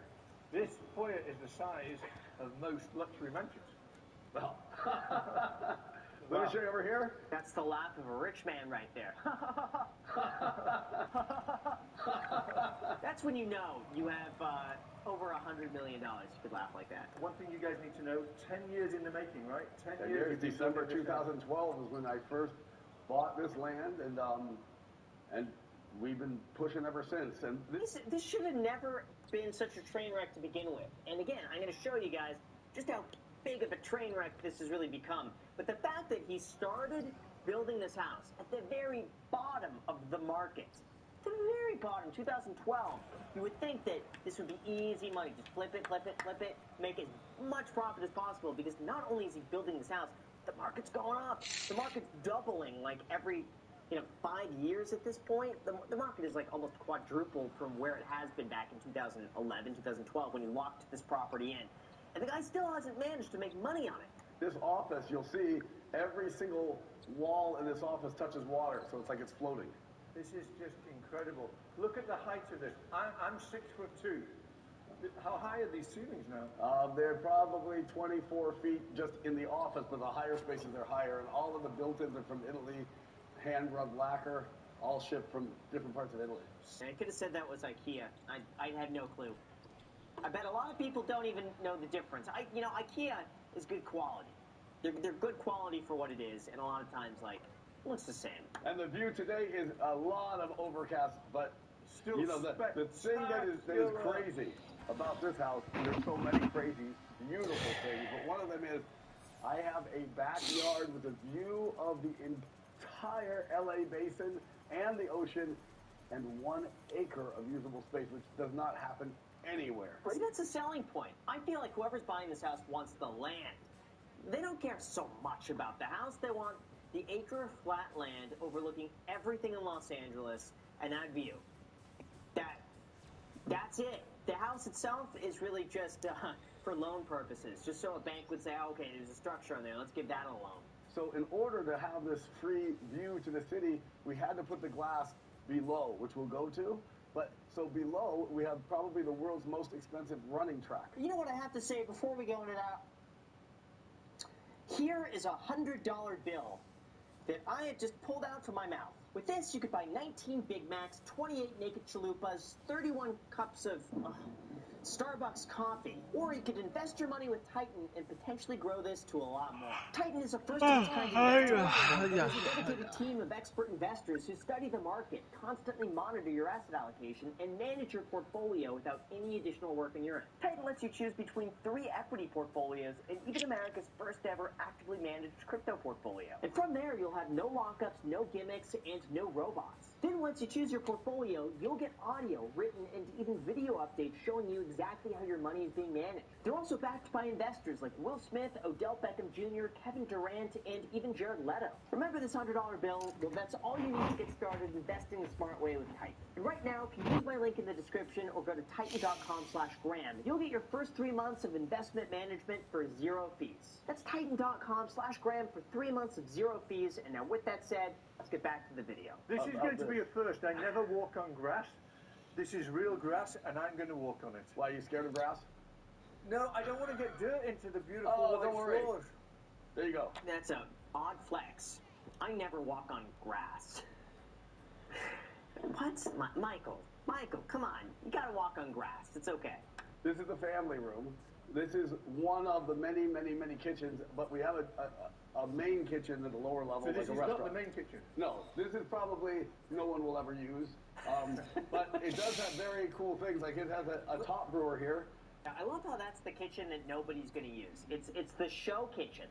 You have a show kitchen just so that you appear to be a normal functioning human being who eats food, but in actuality, this is just a facade because there's another kitchen that the staff uses to bring you the food that's cooked.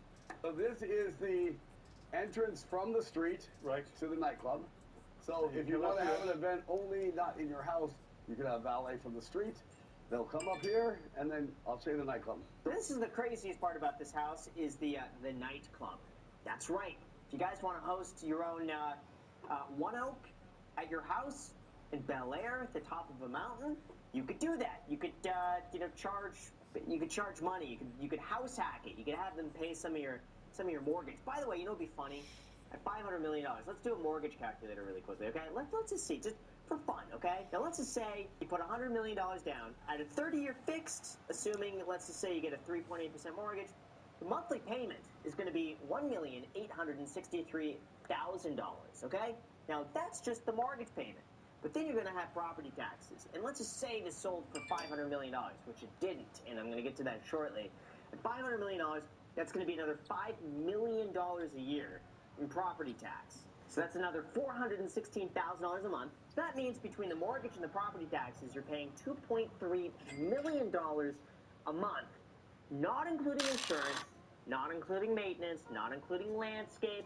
So let's just count in an extra $50,000 a month on that, okay? You're at $2,350,000. And all things street culture. Not street culture, more so streetwear culture. Culture can be anything we make it. So I feel like we hit a sweet spot to where we make whatever we touch cool. And number one, Atlanta is the place of making it. Atlanta is also the place where you come to us not being traditional. It goes hand in hand with each other. MJ has a certain type of dynamic that he plays with. So if he has a certain type of way of playing, why not have a piece of clothing that represents your style of play? And I feel like, that's something he stuck with, just something that thinking. Yeah, man. So the Miami Heat are going to be tough to.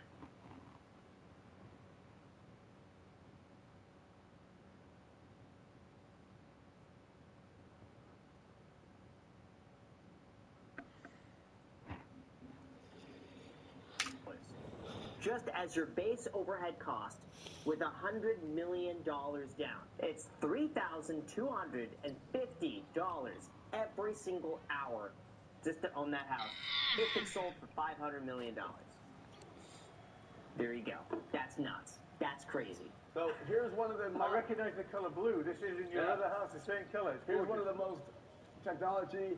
Ooh, he television wants. with you can see there's no bezel on it. It's just one Look piece. what Victor Oladipo Oladipo tweeted. Because they come in little bricks and Just tell me I'm they playing get the stuck game. together with air, and you can make it any size you want. See, look at this. You're basically buying your own. I want to tap in with in y'all. your house. I'll be So picking now winners to you send see signed the jerseys, my how game day crazy kicks, this and is. more. Here's where the story starts So taking a text turn for the worse. the number to enter in one. After 10 years of building this house, Bruh. the house was still not done. But meanwhile, Niall, Imagine the not owner, winning was a running out of money to pay some jersey of his or loans. kicks Because for Niall Victor doesn't have Oladipo. $200 million in cash just to sink into a project and then eventually hope that he could get the money back. I Instead, just what Niall's text doing Victor to is his he's number. putting some of his own money Be entered. down on the property, and Why then don't he's you borrowing enter? the rest from institutional investors. I'm and not a he's Heat promising fan. to pay them back in the future, all of their money plus an interest rate on top of that. But the investors say that they have not been getting their money. All of a sudden, Niall's been promising them, hey, I'm going to get you the money. Don't worry, the house is being finished up. But the investors say, Niall, you've taken 10 years on this. You're out of money. The house is not selling. What's going on? We need the money. So if you don't get us the money in the next few months, we're going to have to take over the house and put it up on the market for sale. So Niall says, okay, guys, how about this? We're going to put it on the market for sale. But instead of asking for $500 million, we're going to sell it really, really, really quick at $295 million. So they put it up on the market, and then nothing. No one buys it. It just sits on the market. And the bank says, Niall, hey man, your property's not selling. When is it going to sell? Niall says, no, any day now. We got to wait. We got to finish the house. But the bank says, you know what? It's been another few months. You haven't gotten any offers on this house. Everyone knows about it. Everyone saw producer Michael's video on it. So someone hasn't bought the house yet. We might have to take it over. So as far as I'm aware at this point, Niall tries to do his best to delay it. He wants to finish the house. He wants to sell it at the top price. But he owes them $180 million. So just imagine this. This guy Or maybe spent he's 10 years of not. his life building I this don't house. know. While the market is soaring, it's going up in value. He's in at $180 million. And No, he's not. no one buys the house. I don't know. It's just too much money. No one's interested. Not only that, but I don't think he did the house any favors by doing these interviews and coming up with these wild stories. I think it got a lot of attention on the house, but not necessarily for the right reasons. This house really has the one thing going for it in that it's one of the best locations in Bel Air. It's one of the biggest properties in the area. It's got that wow factor. But besides just basically buying the equivalent of like a Gucci bag on top of Bel Air, it doesn't really have much else going for it, unfortunately. So what ended up happening is that it went back to the bank. When a bank takes over a house, They don't want to go and just be like, oh, well, we own the one now, and that's cool.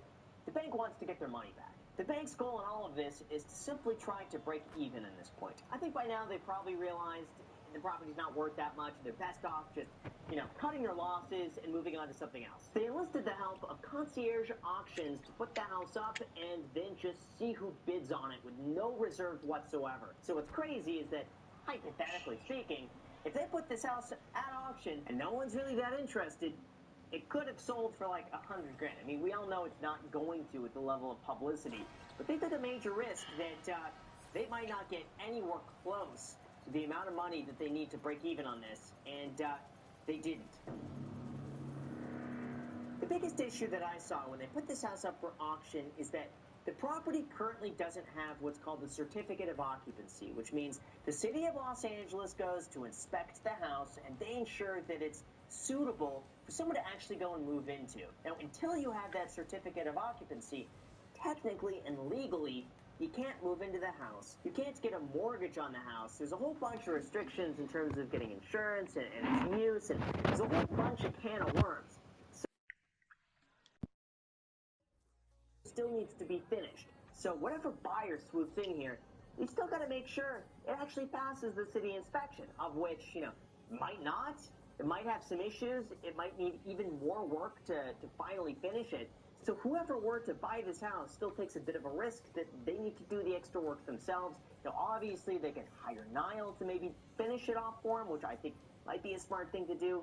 Or it might take another 10 years, who knows. But anyway, the lenders came on record to say that all the stakeholders are very aligned that the right thing to do is to get the property sold quickly and efficiently. The auction is going to produce the highest and best price for the property. It's a one-of-a-kind, which is why it's perfectly suited for auction, frankly. The concierge auctions is no stranger to these types of properties. It's not like putting the market up at like eBay and then just hoping for the best. They vet every buyer very seriously, and a few of their prior auctions included 30,000 square foot French-inspired chateau in Florida, which was listed for $159 million, and then sold $42 million, or a Beverly Hills estate that had a $165 million asking price and sold at auction for $51 million.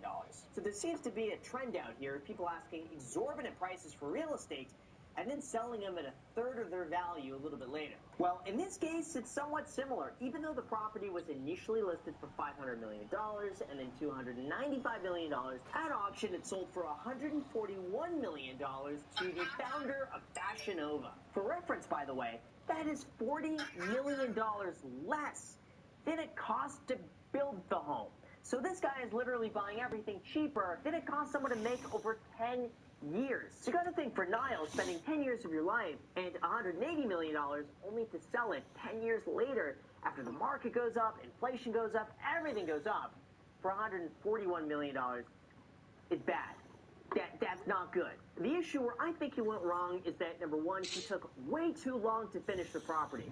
Ideally, if you're buying a property like this, 2012, you want to be done with it within probably about 4 to 5 years, maximum.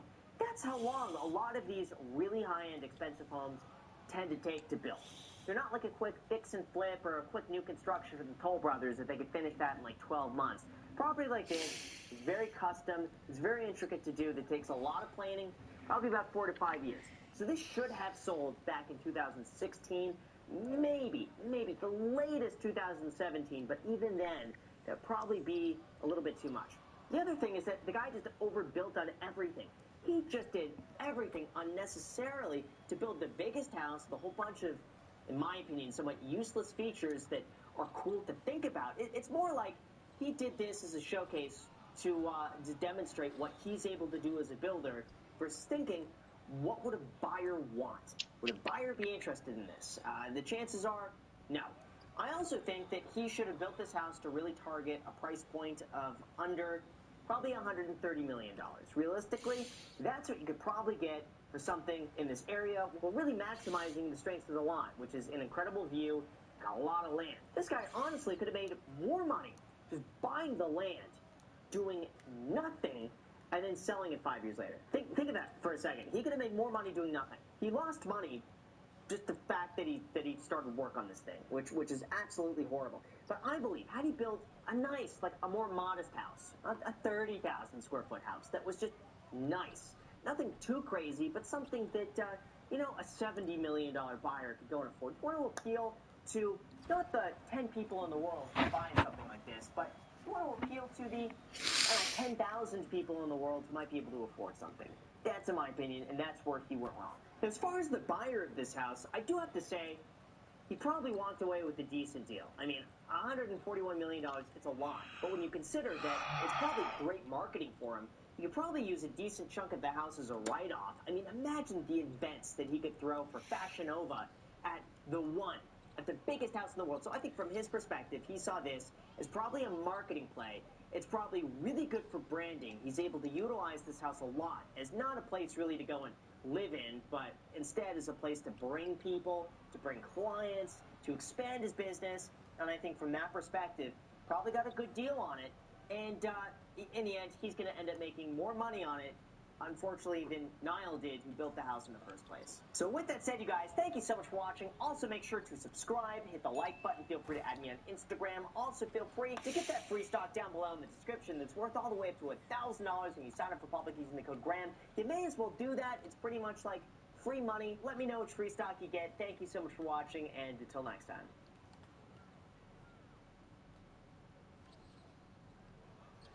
Motherfucker. Imagine getting ass blasted. I can't do this!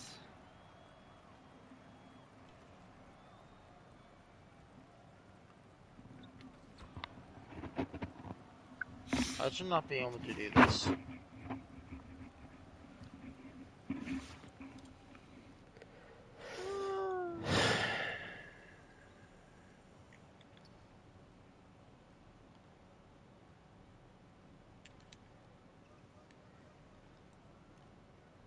Okay, man, I've been over here for over 2 hours trying to look for a Cade Cunningham.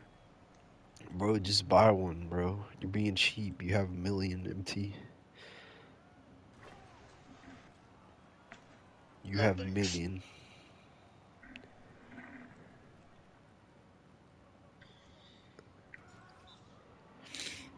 You have a million. No.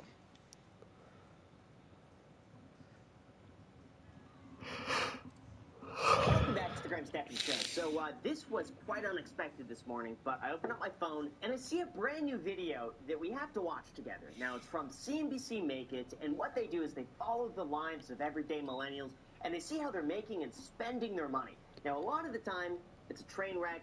They waste their money, they blow it on Starbucks and avocado toast, and we have a great time. But this video is quite different. It's titled, Living on $650,000 a year in Los Angeles. Wait for it. Millennial money. So with that said, guys, we got to see how she's making so much money right after, of course. You smash the like button and subscribe. Thank you so much, and now let's begin. I started off out of college making history by becoming the youngest trader at the New York Stock Exchange, as well as the second African-American woman to work down there. I made... How'd she do that? That's insane. Wow. Good on her. She's blown us all away in the first, 10 seconds already. Way to flex on us. Wow. That's insane. I made $12,000, and I currently, fast forward, today make $650,000. Jeez, starting off at $12,000 a year to $650,000. You know, here's the thing. A lot of people would see that and be like, hey, well, I'm not going to work for $12,000 a year because I'm worth so much more. I need $50,000 a year.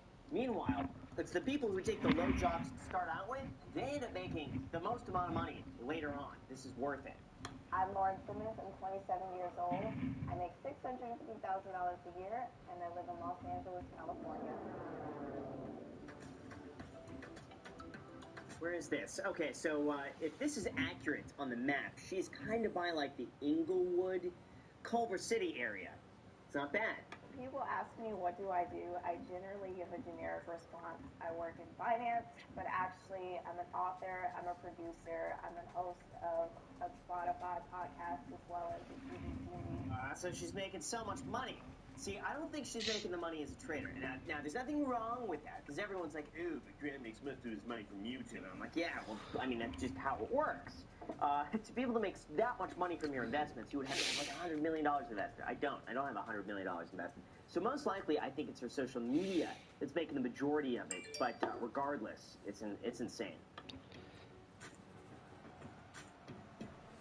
She has always been very strict when it comes to budgeting and saving, putting me on her credit cards early on throughout the years. I said it before I turned 18. To this day at 27, I rely a lot on my mom. I hear her voice even if I don't talk to her whenever I make purchases over $100. Yeah. Oh, I love that. Her mom's like, You do not buy that Starbucks. The caramel macchiato is a waste of money. You should go to bankrollcoffee.com and get their bundle pack because that's the best value. That's what you... I bet that's what her mom would say. If she's just plugging Bankroll Coffee, her mom's gonna be like, You should get your free stock in the description because it's free and you're not...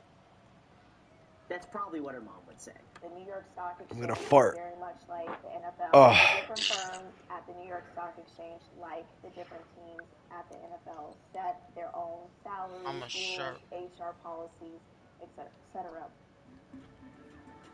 Wow, look at that. Put together an exit strategy. I feel like in her position, it would be quite easy just to be able to shop herself around the other firms and be like, hey, listen, get me in at 100K. I'll be awesome. You won't regret it. And basically just leave at that point. Why? Why stay? That could have ended really badly for her, too. I mean, just imagine she gets offered 115 and she's like, no, just 120. That's it. And she turns it down and she's waiting. She's just like that skeleton meme that's like, any day now for my 120 offer. She's just like that skeleton meme that's like, that point. Why? Why stay?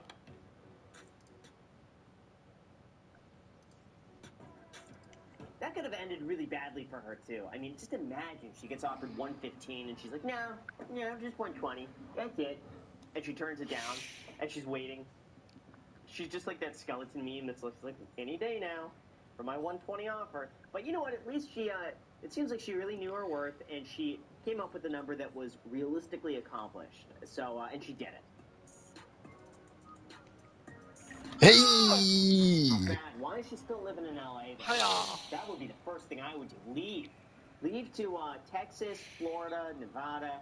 Plenty of places with no income tax. That's what I would do. Puerto Rico at this point. Why not? My apartment is 750 square feet. Where she looks like she... I'm trying to figure out where she lives. That's not creepy because I grew up in Los Angeles. This kind of looks like Culver City to me. Maybe Ladera Heights area. I don't know. Somewhere on there. I spend $3,850 a month, and I pay that all up front, so I'm not stressed about paying my rent on a month-to-month basis. I spend around $100 a month on food. Breakfast makes me nauseous. All right, so rent we got $38.50. It's a decent amount for how tiny her place is. What was she under 1,000 square feet? She's paying a premium, but most likely she's in a really good location and she can afford it. We got transportation, $215 a month with a T. Tesla charging and insurance. Oh, she's got a Tesla. That's a great investment. Okay, pet, $200 with a barbell, dog food, grooming. Okay, discretionary, squiggly, shopping, entertainment, household goods. Food, $165. She's not spending any money on food. How is she surviving on $165 a month on food? That's pretty good. Health insurance, only $100 a month. How does she do that? That's impressive. Utilities, $43. Subscriptions, $24. Hay house, I don't know what that is. Anyway, it's not bad. She's making so much that anything she spends at this point is just kind of trivial. Okay, Casper. Casper's so cute. I like Casper.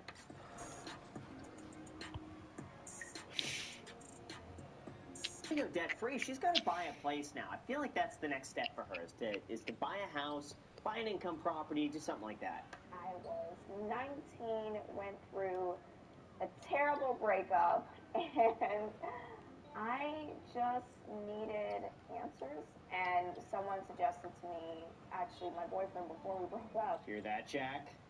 Boyfriend before they broke up.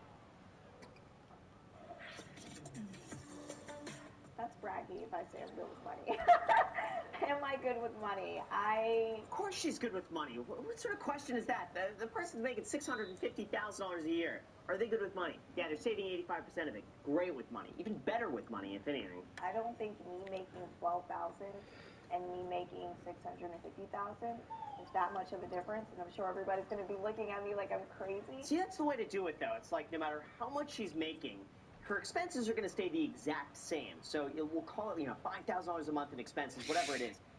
If she's making $1 million, spending the same amount. $2 million, spending the same amount. $200,000, spending the same amount. I honestly think everyone should be practicing that. Keep your expenses the same. If you make more money, don't spend it. Pretend like it doesn't exist. Invest it, and then carry on as usual. You'll be so happy you did that in 10 years. Yes, I get accessibility to do more things, but I think my mental mindset, my money mindset, it's exactly the same. Oh, come on, Lauren. Staying away from cryptocurrency. That is the worst decision I've ever seen you make from a 6-minute video so far. It's bad. Why? Why staying away from it? She's making so much money at this point that she could absolutely risk like 10% of her portfolio. All I would do, if anything, buy 1 Bitcoin and 10 Ethereum. That's it. 1 Bitcoin, 10 ETH. Put the money in that, and then forget about it. If it goes to zero, it's not going to ruin her. It's not that big of a deal. She's making so much that being wiped out in that, she won't even notice the difference. Poof, gone. It'll feel like a little like a mosquito. You just do that, and you're like, that sucks. Come on, invest something in crypto, because otherwise, I'm worried, you're not getting the right diversification unless this is her first year making this amount of money. She doesn't know if it's going to continue. She wants to play it safe, but even then, put like $100K into crypto and just call it a day. That's what I would do. I do believe a digital currency will be permanent and it will stay within our infrastructure, but for right now, it is highly speculative, but What they once order? it becomes centralized, and I don't think any of the cryptocurrencies that are currently out Fries. today will be the ones. I think it'll be What? Once it becomes centralized, so she wants, what, a Ripple? I mean, why is she waiting for a centralized currency? Why? I think the whole point of cryptocurrency is to be decentralized. Now, of course, I'm sure she's waiting for more regulation, but at that point, it's like, why? Why not just take the risk now? What is she waiting for? Is she waiting for like a dink doink to come along, or like a safe moon scam or whatever to come along? And then, I don't know. I would just say Bitcoin, Ethereum, stick with the top coins, invest a small portion of your net worth, maybe up to 10% at the very most. If you're willing to take the risk of it going to zero, call it a day. I don't think it needs to be any more complicated than that. My investing strategy, again, make sure that you do your due diligence and you really understand what you're investing in. I learned early on from the men on the floor that 95% of the men on the floor don't invest in the stock market. That doesn't make any sense to me. 95% of the people on the stock market floor are not investing their money. You would think that if they're getting paid to invest other people's money, that they themselves would also invest. I have a feeling they must be spending it all. These must be the stock traders you hear about on, Wall Street and whatnot that make a whole bunch of money, and then afterwards they're like, all right, well, now's a good time to spend $2,000 on dinner and drinks. Let's do it. And then they run out of money. They're like, well, off to work the next day. Do it again. That's probably what it is, right?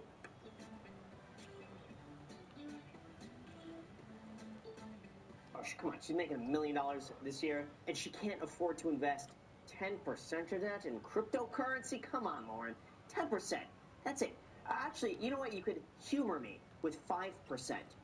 1 Bitcoin. 1 Bitcoin, 5 Ethereum. That's it. Just humor me with that, and I'll be happy. Something about this small town girl just making moves in life is rewarding, but also just, my family and I, we've come a long way, and I'm super grateful. And also, for everyone that is concerned from that CNBC Make It video from years ago, me making $12,000. What? She was in a CNBC Make It video years ago? No. CNBC Make It, Lauren. Oh, okay. She's been in multiple CNBC videos. Here we go. How I got my dream job, a day in the life. Then she did, I went from making $12,000 to over $100,000, my top money tips. Meet the New York Stock Exchange's full-time female trader. Former New York Stock Exchange trader Lauren Simmons and Martina Edwards on breaking barriers in finance. She made multiple videos from them. Gosh, good for her. Even if you are making 100,000, 200,000, $1 million, you don't have to go crazy with your lifestyle. You can be normal and, you know, experience life, but also save and really budget for the future. I'm excited to watch this video in 5 to 10 years from now and to see. Congratulations, Laura. Great job on that. Look at that Congratulations on hook. earning over $1 million this Deep year. My only advice, hook. get some crypto. Why not? Just how about this? I mean, Look he into has a it more. 99 Look post into up. Bitcoin and Ethereum more. See all the studies that show that a small allocation of Time to Bitcoin and post some Ethereum boosted the cheese. cumulative returns of a traditional portfolio by like 50%. It's pretty crazy stuff. Time to play the Just post game allocate with a your little point bit. guard. Doing that would make me happy, as with, of course, getting a Like free a stock down Irish below in the YouTuber. description, subscribing, and smashing the like button for the YouTube algorithm. So with that said, guys, thank you so much for watching, and until next time. But you're also losing 6 to 18, bro.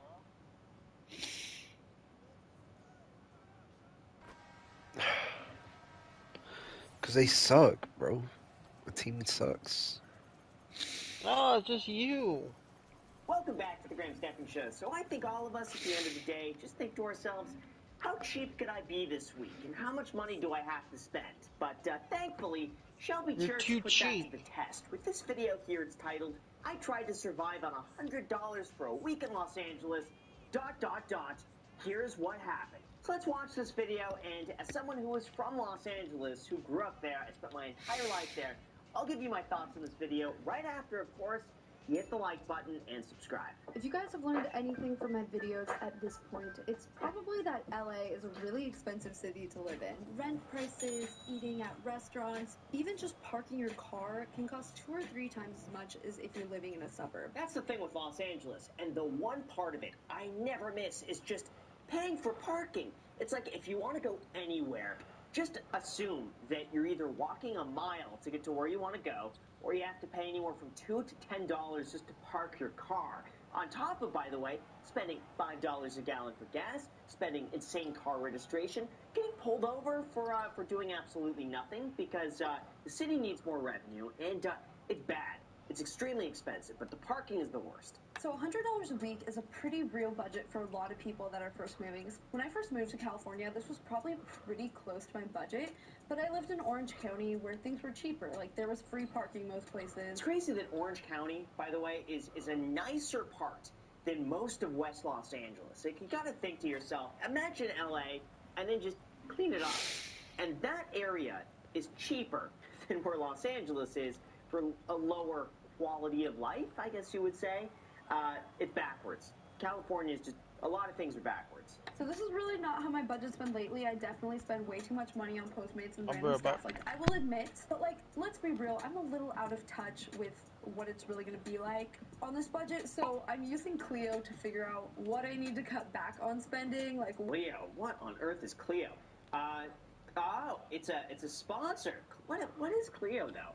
Never heard of this. Let's see. Clio, a money app that doesn't suck, with octopuses that are holding drinks in a money chain. What? Roast mode with the middle finger. What on earth is hype mode? Gosh, it looks like this is what like boomers would think of when they think like, oh, how do we target a millennial audience? Oh, I know what to do. Let's just give the middle finger and do hype mode. Yeah. Kind of reminds me of Redneck Bank, which you wouldn't think is a real thing, but it is. They're actually pretty decent, so I'm curious if, I mean, they look decent. It just looks too jokey to me. But you know what? Let's give them a shot. Let's see. And it analyzes how you spend your money, but it does it through the form of an artificial intelligence sort of person that gives you advice. And you'll see it's actually pretty funny. So you're talking to a robot. What? Okay, now I'm literally just going to make you stare at how much money you've spent in the last 19 months. Maybe that's kind of funny. Maybe we should try out Clio just to see what they're like. I mean, that's, you know what? It's working. It seems decent. It's different. Basically, any time that me and my friends go out. So, you guys saw the rooftop bar video. A drink is $18. That's not gonna work. If you go out at night and even get just one drink, that's like too much for this budget. I also found I spend too much on fancy coffee drinks. Alfred's. Alfred's is like Imagine Starbucks, but like the Beverly Hills of Starbucks. You have Alfred's Coffee, and they somehow get away with charging $7 to $10 on like a stupid little coffee drink, when instead you could get it for sale at BanquoCoffee.com and get the whole bag of coffee, making you like 20 cups for a fraction of that. Obviously, since I spend a lot on just eating places, I'm gonna go grocery shopping. So I use Clio just to kind of figure out like how much should I spend. This was gonna be my biggest expense for the week, so Clio budgeted just under $50 would be good. I think I can do this. Hey, that's a weird shot. Why is she all of a sudden, so she's in the front of the car, and then she is now in the trunk? That's an interesting shot. I've never seen that shot in a Tesla before. I'm going to Trader Joe's because it's pretty affordable. So I got food that was actually pretty inexpensive and can last me the whole week. Why is she going to Trader Joe's and not the 99-cent store? It's like a lot of the same foods for double at Trader Joe's. Trader Joe's is nice, don't get the wrong idea. It's just, you know what? The 99-cent store is there for a reason. Or I guess now it's $1.25 with inflation, but still, it's cheaper than Trader Joe's. So at the grocery store, I spent a total of $40. So day one, I had oatmeal, of course. I did the math, and this breakfast is basically 70 cents with a banana. That's actually a good deal. I used to have oatmeal all the time. It used to be a part of my breakfast. Every single morning, it's just oatmeal and honey. And you get the big things of it for like $1, and that would last you like a month. Oatmeal is actually fantastic for you, too. I've just been filming today. I haven't been that tempted to spend money because I've been like at my house like working on videos and stuff, but now I'm going to get drinks with some other YouTubers. So it's going to be very tempting too, but I'm going to try and just get water. And I was able to get a ride though from these guys. So I say that no. See, that's never my instinct when the camera goes to me. He's like, okay. But you know what? He's doing the same thing as that app, the app Clio. They both got the same. But you know what? When the camera goes to me, he's like, these guys. So I say that no. See, that's never my instinct when the camera goes to me. He's like, okay. But you know what? He's doing the same thing as that app, the app Clio. They both got the same hand movements going on. We are at a rooftop bar now, and no drink. No drink in sight. No money spent. Look at that. Oh, it's that influencer camera. I hate that influencer camera. You know what? Casey Neistat made it look so cool to be like, camera on the thing, and everybody's doing it. Casey Neistat. Oh, it's that influencer. Drink in sight. No money spent. Look at that. Oh, it's that influencer. Be like, the camera on the thing, and everybody's doing it, and now it's just like, this looks, it's just cringy, like, See, now for me, if I'm ever filming in public, I try to be like, so just like, I hate people knowing I'm filming, so I'm just gonna like, do the iPhone, kind of hold it like this, and, hope that nobody sees me. Here are, so it's not really that hard. I'm not like tempted to. Yeah, so Shelby's being good. Yeah, but I'm wondering if it counts if she has other people pay for her. That's the thing. If she goes up to the bar and some guy's like, hey, let me get you a drink, does that count towards the $100? Could she do that? I think so. I don't think that's cheating. I think that's just being an entrepreneur. Saturday, still kind of lazy. We're saving our energy for the John Mayer concert later, so. John Mayer concerts? That seems like a lot more than $100. Unless she bought this a while ago. Or she could sneak in. She could do an air act and just, get in there for free. $1. I also got a margarita. This was actually a little more. So it ended up being $6 for a margarita and only $3 for tacos. So the total here was only $11.70. $11.70 for dinner in LA is like unheard of, especially if you get a drink. So that's insane. How'd she find that? That's a good deal. A $6 margarita and $3 tacos. That I approve of. That's great. This was a really good deal. And honestly, it was good. Like, I really liked it, and we had free chips. I just noticed there, the music went from, kind of background music. Then it's, the center of the entire thing, and then it goes back down. I think that was probably a mistake, but you know what? We caught it.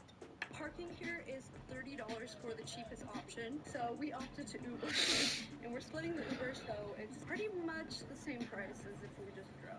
Drinks were $15, so I just got water. Whatever happened to sneaking stuff in, back in my day. But for real, it's back in my day, you would just sneak it in, I don't want to tell you guys how to sneak in stuff into a concert, but, you just bring it from home.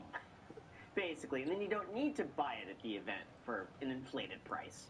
Even though we split the Ubers, it was still $20 each. So I'm at $71.70 already, and it's only day 2. Yeah, this is gonna be tricky. So Cleo said I really couldn't spend any more money on transportation or Ubers. Another day, another bowl of oatmeal for breakfast. Yeah, she kind of screwed herself in my concert. She's way over, but she did get groceries for the entire week, so it's really no food, and then just the $20 should just be for entertainment. Let's see. A breakfast meal is $15, and I think I've convinced Morgan to split it with me. $7.50, not bad. Cheers, Morgan. So convincing someone to split a meal with me was the only way this was gonna work. Luckily, Yeah, it's like a meal in itself, though. You really don't need the whole thing. The portions, though, in LA are so big that, like, this is what I used to do. If I were to go out and get, spend money, I basically eat half of it, take the rest home, and eat it the next day. It's a meal the next day, and it's basically like getting 50% off anything that you do. we strategically went to Santa Monica because there's a lot of free parking here, so we got a free parking spot. Look how closely they parked to the other car, though. I mean, it looks like she has plenty of room in the front just to pull forward, like, an extra foot. This poor Mercedes, they got, like, that much room. How are they going to pull out of the spot? Like, I would be upset if anyone parks like that right in front of my car. Then we all decided to go over to this Louis Vuitton free pop-up museum. I gotta say, this place was really cool. I was surprised it's completely free.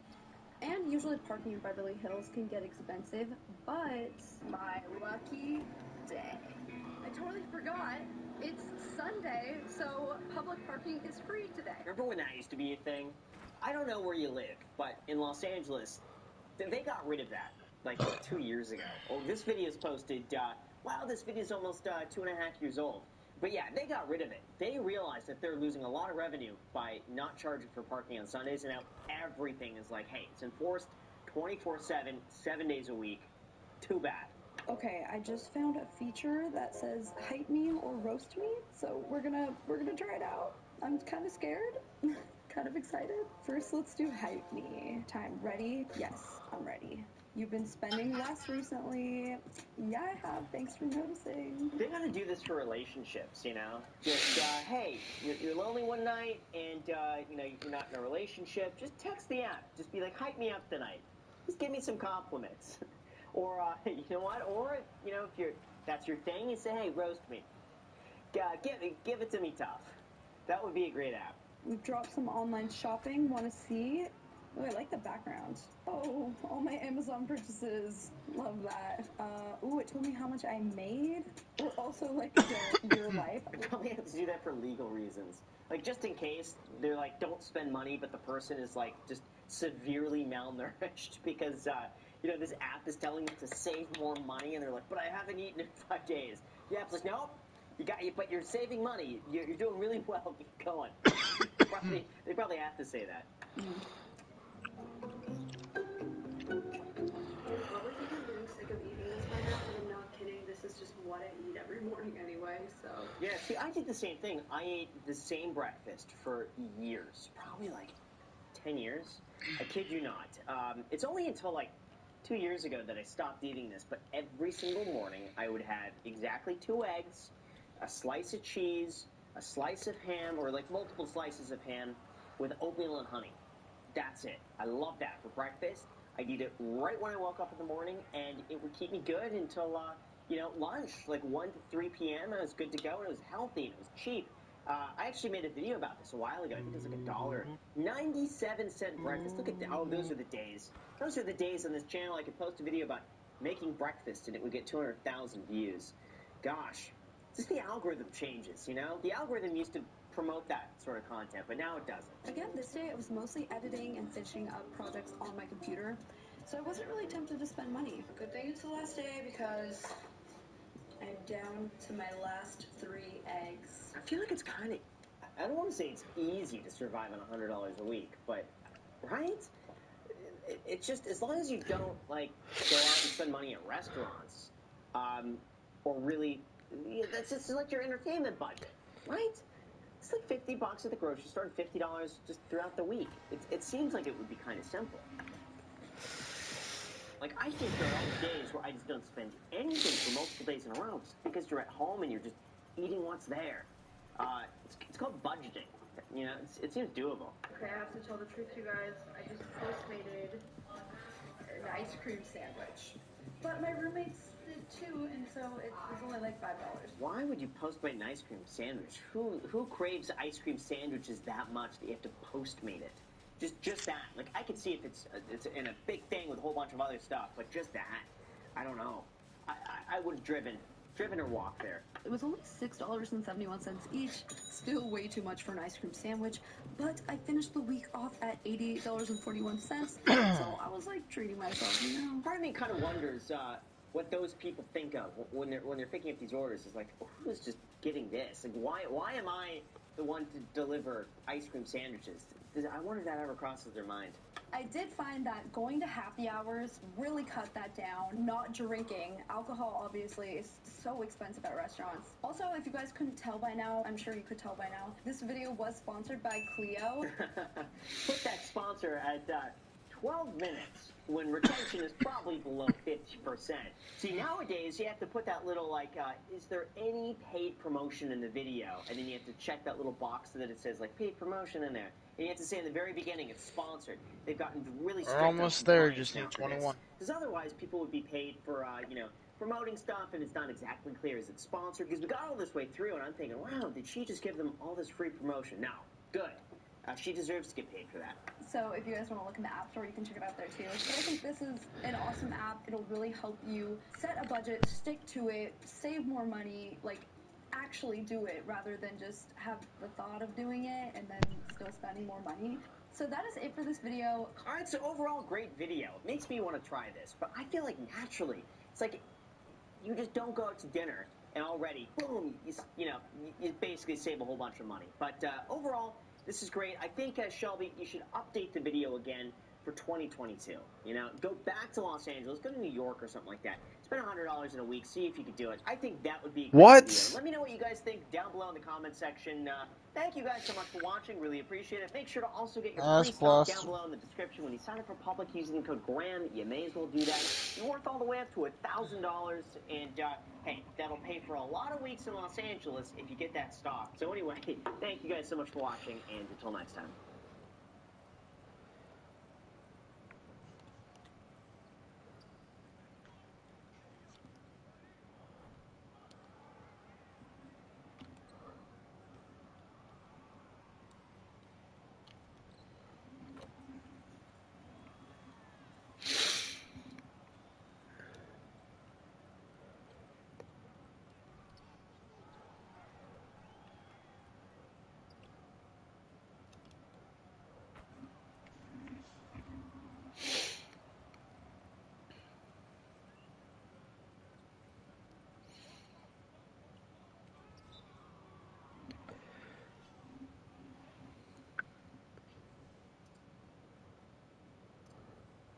Welcome back to the Graham Stephan Show. So lately, the YouTube algorithm started pushing this content on me. It's called 90 Day Fiance. Now, for those who aren't familiar with it, it's basically where two almost complete strangers have to get married in 90 days. Otherwise, the other person doesn't get a green card. Now, naturally, that leads to a disaster of a scenario where they get in fights. They realize the person they're about to marry isn't the person they thought they were.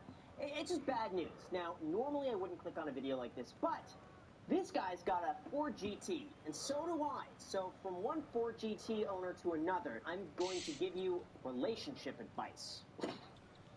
We'll see what happens. Enjoy. All right, so already she is half his age.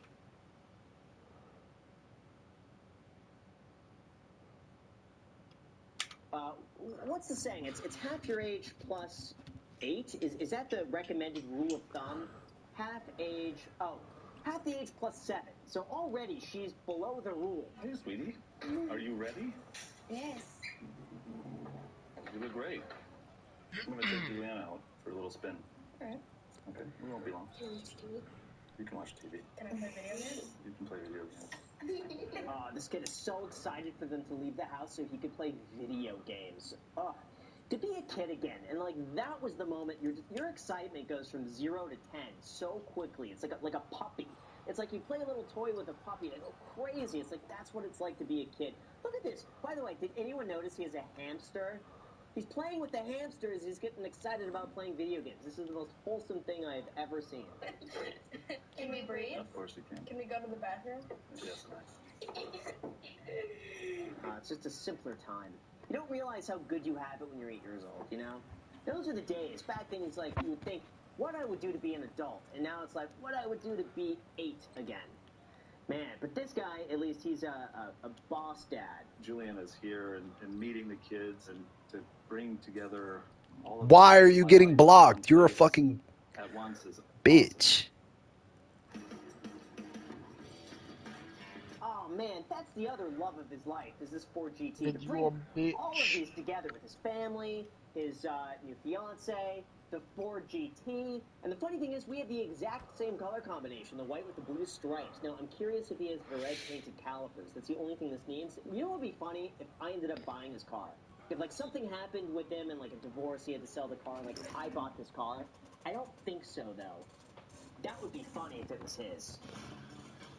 I think Michael Carr is a badass. Yeah, exactly. Come on, man, win the game.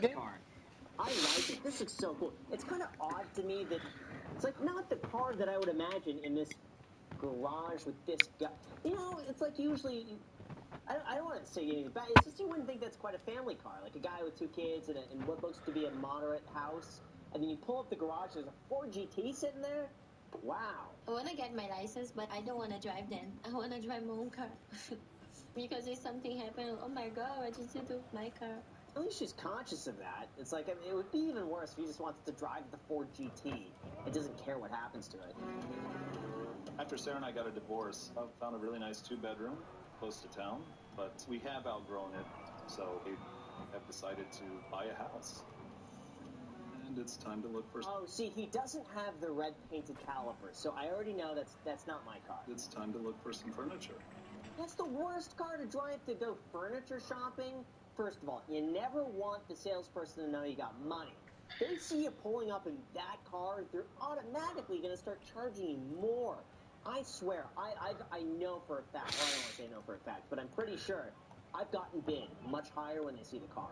So I purposely try to keep it away. I don't like contractors see it. Preferably no one knows you got the car. But, yeah, that's bad. That's bad to pull up there. A lot of stuff, huh? I think we can go this way. Who walks around like that? They're very. It's like they're attached. It's like at this point they're almost conjoined. Like it would make the other person feel uncomfortable just how like grabby they are in the other person. Maybe that's just me. Hi. Oh, hi. Welcome to the store. Thank you very much. What are you guys looking for? Oh, that's Timothy Olton in the background. I love it. He is fantastic for furniture. If you ever want really cool designs, Timothy Olton. He actually gave me the inspiration for a lot of the pieces that I have here. I don't want to say him personally. Imagine only getting 500. I love his aesthetic. And, yeah, so the black walls, like kind of this sort of industrial, fancy look. I love his whole design. We are, should be closing on a house any day now and moving. She just came to America. Welcome. Wow, that's a big deal. He's given a lot of information to the salesperson here who's basically just wants to unload some of this furniture, and he's like, yeah, we just bought a house, we're getting married. Doesn't matter. How many square feet is your house? What spaces do you need? That's it. Yeah, the big step. So now you're going to be living together and purchasing a house. Why is it her business that they're living together now? I don't know. To me, this seems way too personal for furniture. I don't know. So I'll bring you over to this area of the store. See, look at this. Why are they like hugging onto each other all the time? I mean, can there not be any sort of separation? I feel like they're just making everything uncomfortable. I'm uncomfortable now. Kind of take a look around. By the way, those mirrors are so cool. Unfortunately, they're like $5,000, $6,000 if you want to buy one of those infinity mirrors. Ask me how I know. I thought they were so neat, but yeah, too expensive. You'll have to see if you guys have similar tastes. Yeah. Right? In furniture? Well, in a lot of things, right? Oh, again, first of all, they're way too touchy-feely. They're volunteering way too information, and the salesperson is way too invested, I think, in their marriage already. What is that, amor? This? This? Yeah. I bet it's probably Sea sponge. You know what sea sponge is? Yes. Yeah, she's not stupid. Do you know what a sea sponge is? Yes, we've all seen SpongeBob. We know what a sea sponge is. Oh, look over there. That's Patrick. Dried up and dead. Anyway, they try to sell these things, and they're so ridiculously expensive. They look cool, but I bet this thing would be like $500-600. I mean, why? Why? For a dead sponge? Sea sponge. You know what I do for fun? I get one of those, like, the sink sponges and put that in there instead. Save the money. I watch Bob Esponja. Yeah, his kids watch SpongeBob, too. Do either of you have expensive taste? Oh my god. Me? I don't have. I don't know. Of course she does. Why is she laughing? Why couldn't they answer that? I feel like that's not a bad thing. If he has expensive taste, then I feel like people would be like, oh yeah, great, he's got good taste. But if she has expensive taste, it's like, oh no, don't do that. She has expensive taste. Just answer the question. So why you get my credit card? I thought I could trust you. I learned. Oh no, they're starting off already. What happened? I hate to say it, but it just seems like a dynamic of like a father and a daughter. That's the vibes it's giving me here. That you know, he's got to watch her spending. He's got to make sure that she's not going too crazy. He's asking her what a sponge is. I mean, it's just weird. So you wanted to just purchase the whole thing as is. It's about $13,000-14,000.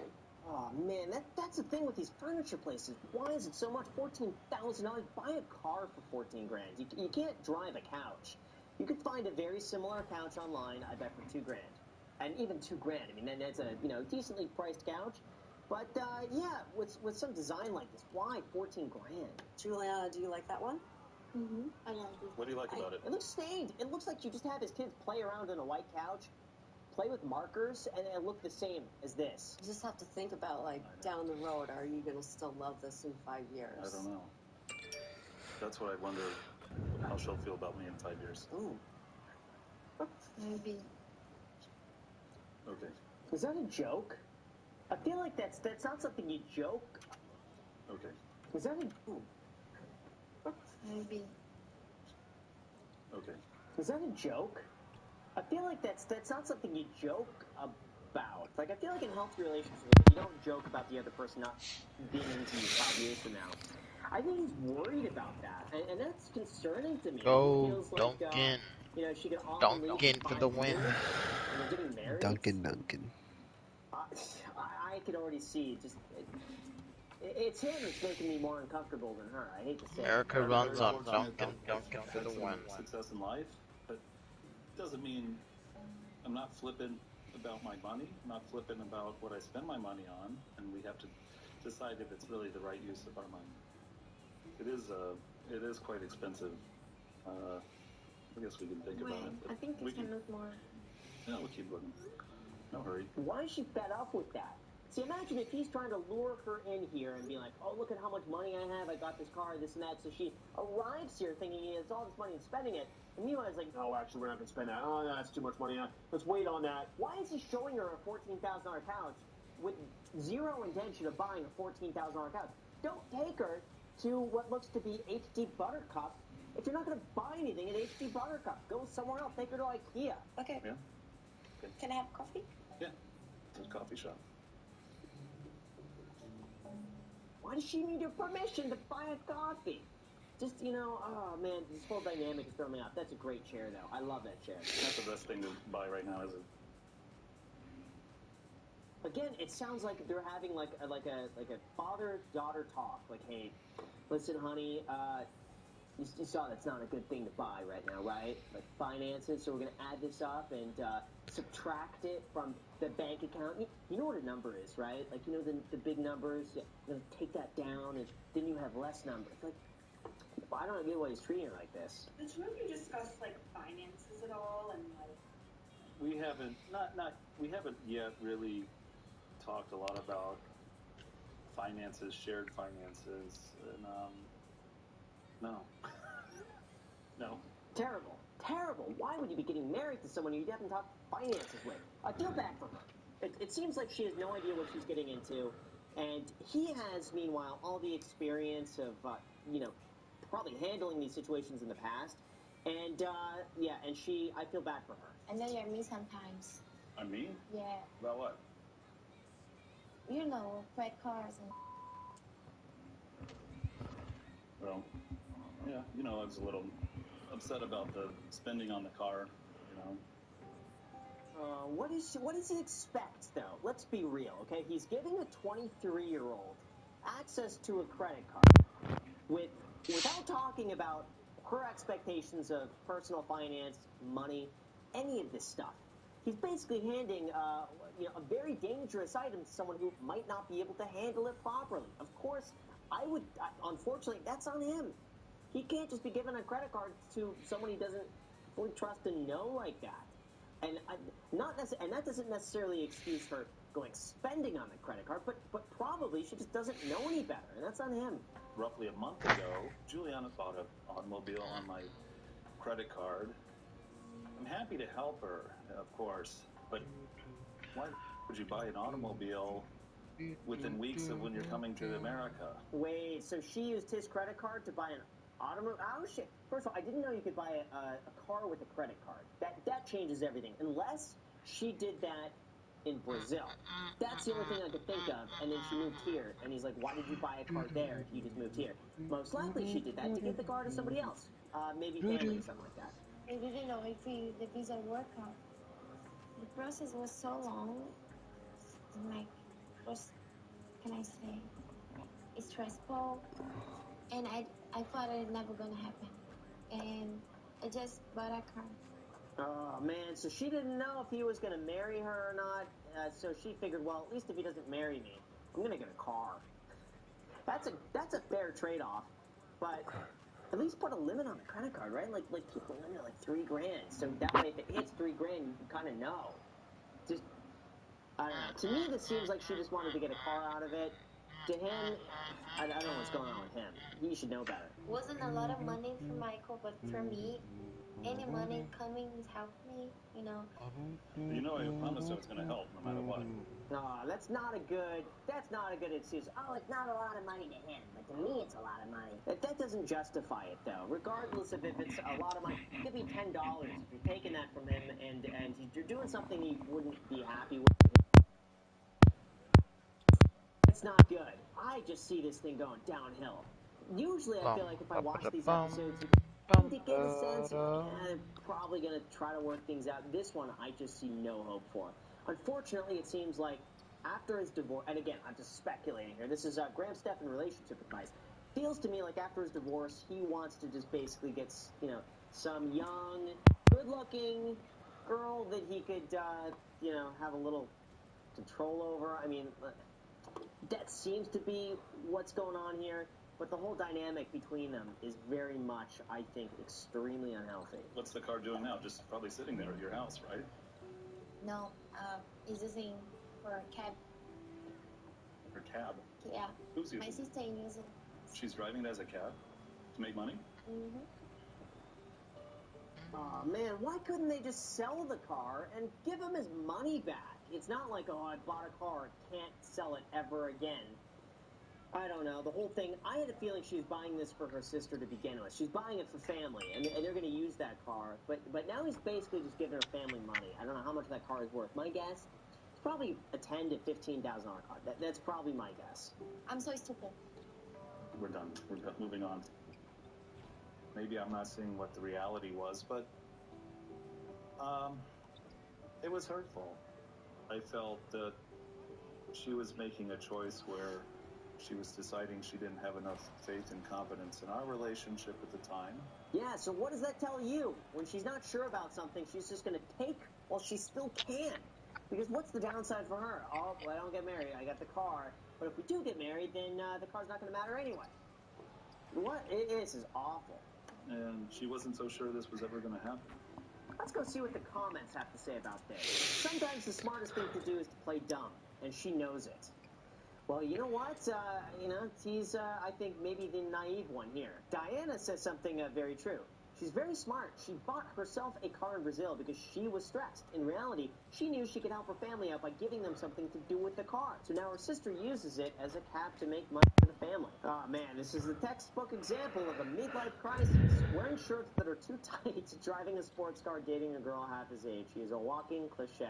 How about this? If you're in a relationship right now and you don't know the answers to those questions, just go and bring them up. Talk about them right after this. Be like, hey, Graham brought it up. Graham said that we should talk about this, so let's talk about it. What are you thinking on this? What's your credit score? Have a great conversation about it, and then afterwards, go and smash the like button for the YouTube algorithm and subscribe if you haven't done that already. Make sure to add me on Instagram and to the podcast, The Iced Coffee Hour. New episodes being posted every single Sunday. And lastly, make sure to get that free stock down below in the description that's worth all the way up to $1,000. When you sign up for Public using the code GRAHAM, you may as well do that. It's pretty much like free money. Thank you so much for watching, and till next time.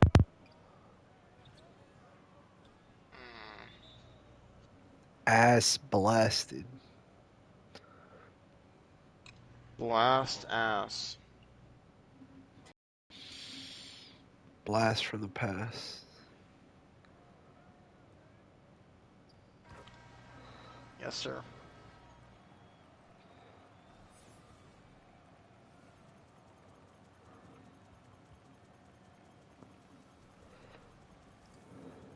Hola, te invito a suscribirte a nuestra página. Ya presiona el botón de suscribirte y después el de la campanita. Disfruta este video.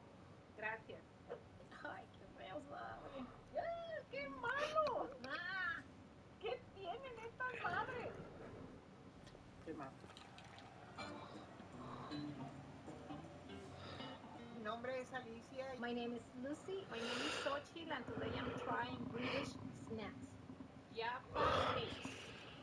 Huele a café, ¿sabes? Muy buena la galletita. Tiene como mermelada de naranja con chocolate. Tiene buen sabor. Está muy buena, me gusta. Sí, me gustó. No como chocolate, como los higos. Ajá. ¿Y sabían que soy diabética? No está amargo. La galleta está suavecita, así para los que no tenemos ya muchos dientes. Sí, me gustó. Esta sí está muy buena. Está bueno. Digested milk chocolate. Parecen galletas Doña María, pero they have chocolate there. I love chocolate. No huele a nada.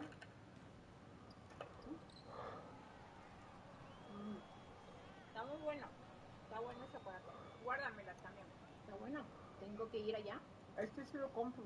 Yo les digo al rato cómo me fue. Si de aquí me fui al baño o no. Está riquísimo, no está amargoso, está suavecito. Sabe como un polvorón. No están muy dulces. Está bueno. Ay, me la puedo comer para todo el día. Está buena. Walker's Crumb Cocktail. Ándale, papitas. Smells like barbecue. Este huele a chilito. Como que tiene un poquito vinagre. Huele a chile con pescado, pero sabe rica.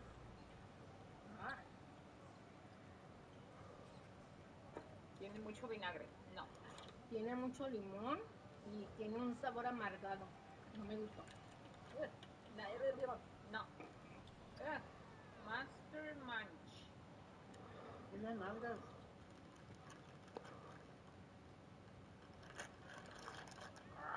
Vamos a ver.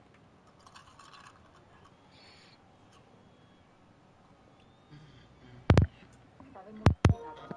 Saben como pollo viejo. It's like cheese, está crunchy, pero flaming hot, nadita. Al final tiene un toquecito de picante, pero muy poquito. Sí me lo comería cuando tengo más hambre y que no tenga tanto calidad, diferentes sabores. Y eso que traigo hambre, y no. Cuando lo comes, it's like it's melting inside your mouth, like it's crunchy, but then all of a sudden it's not crunchy. Así. Pero pues no tiene buen sabor, ¿no? No está bueno. No me gusta. Me tapo las narices. Hula hoops. Me lo comería si se fuera rodando en la panza. Como el hula hoop. Baila. A ver. No huele a nada. Pues saben como a maíz. No no sabe nada. Algo crudo, como harina cruda que no está cocida, no está tostada. Se nota que traigo hambre. Están buenos. Me gusta la crunchiness, pero no tiene sabor, no sabe a sal, no sabe a chile, no sabe a nada. Es como que te estás comiendo un plástico, eso es todo. That's it. En la casa les voy a poner poquitito tapatío para que amarren bonito. No me gustó. I mean, I like the shapes. Those are cute shapes, but the taste is not bueno. Walker's Marmite. Saben a chilito, están muy grasosos. Ay, I knew it. No tiene sabor. Otro malo y ya me voy. ¿Cómo se llama eso? Termite. Y la que yo probé. Ah, igual de malo. Now I understand why Prince Harry left. Marmite. He couldn't take this taste of it. He came to America where we have peanut butter. Hobnob. Sounds like Harry Potter. Estas sí huelen a canelita.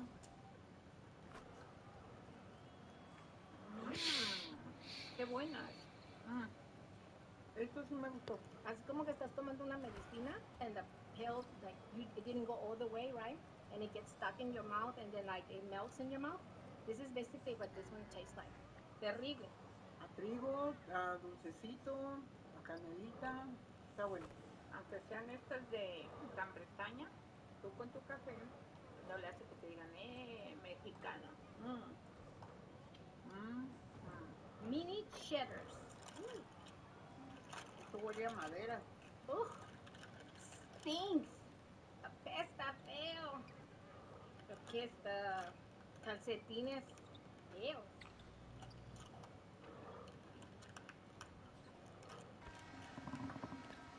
Toby Nyatt. Mucho queso. No sabe a queso. Está muy seca.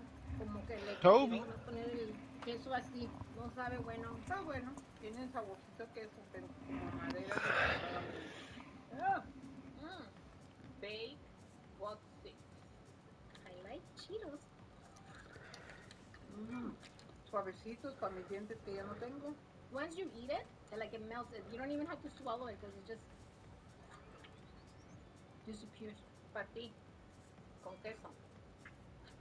And the cheese is there, it's soft, it's not like too strong. Si me vas a dar con queso, ya no me des. Ese sí me lo como viendo televisión.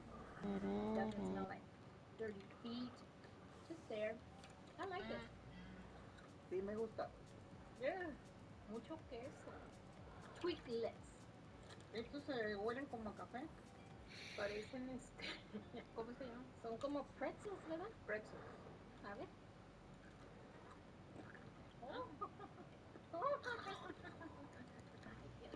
No me gusta. Ay, qué feo sabe. ¡Qué malo! ¿Qué tienen estas madres? Qué malo. Dame agua. Sabe a café o sabe algo amargosito, pero no se miran bien. Let's see how much Kai goes for. Must be poison for rats or something. This is not a pretzel. This is like I don't know, man. I'm pretty cheap. Twig.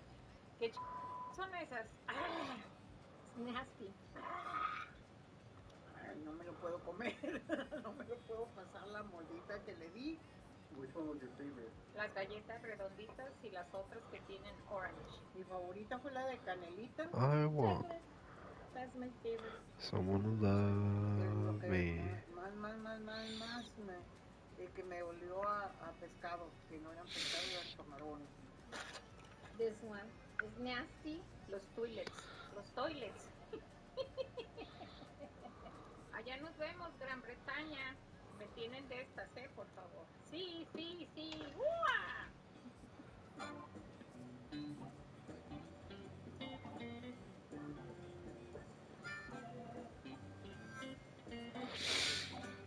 Should I let go of the originally owned by motherfucker? Yes, bitch. You're a hoe.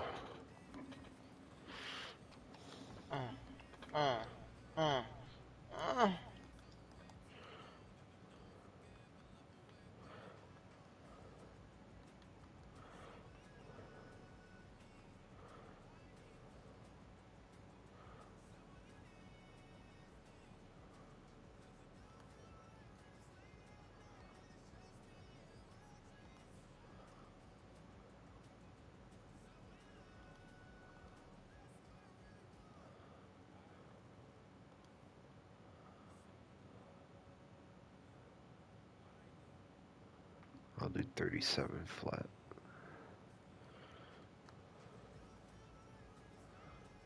Alright, about to buy it.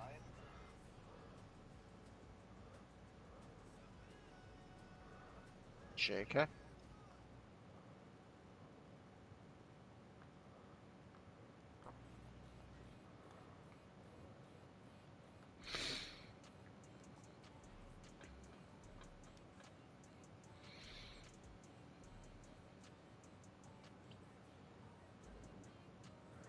Reddish still needs 2 fucking steals, that bastard.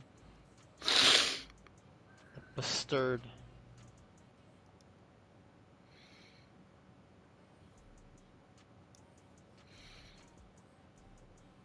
Lillard. Garnett.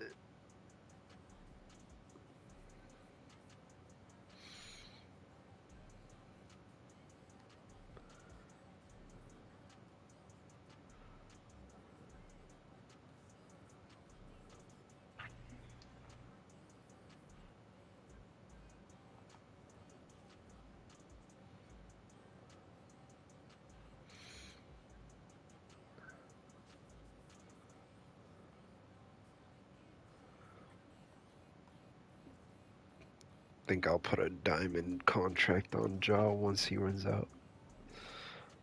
Oh shit.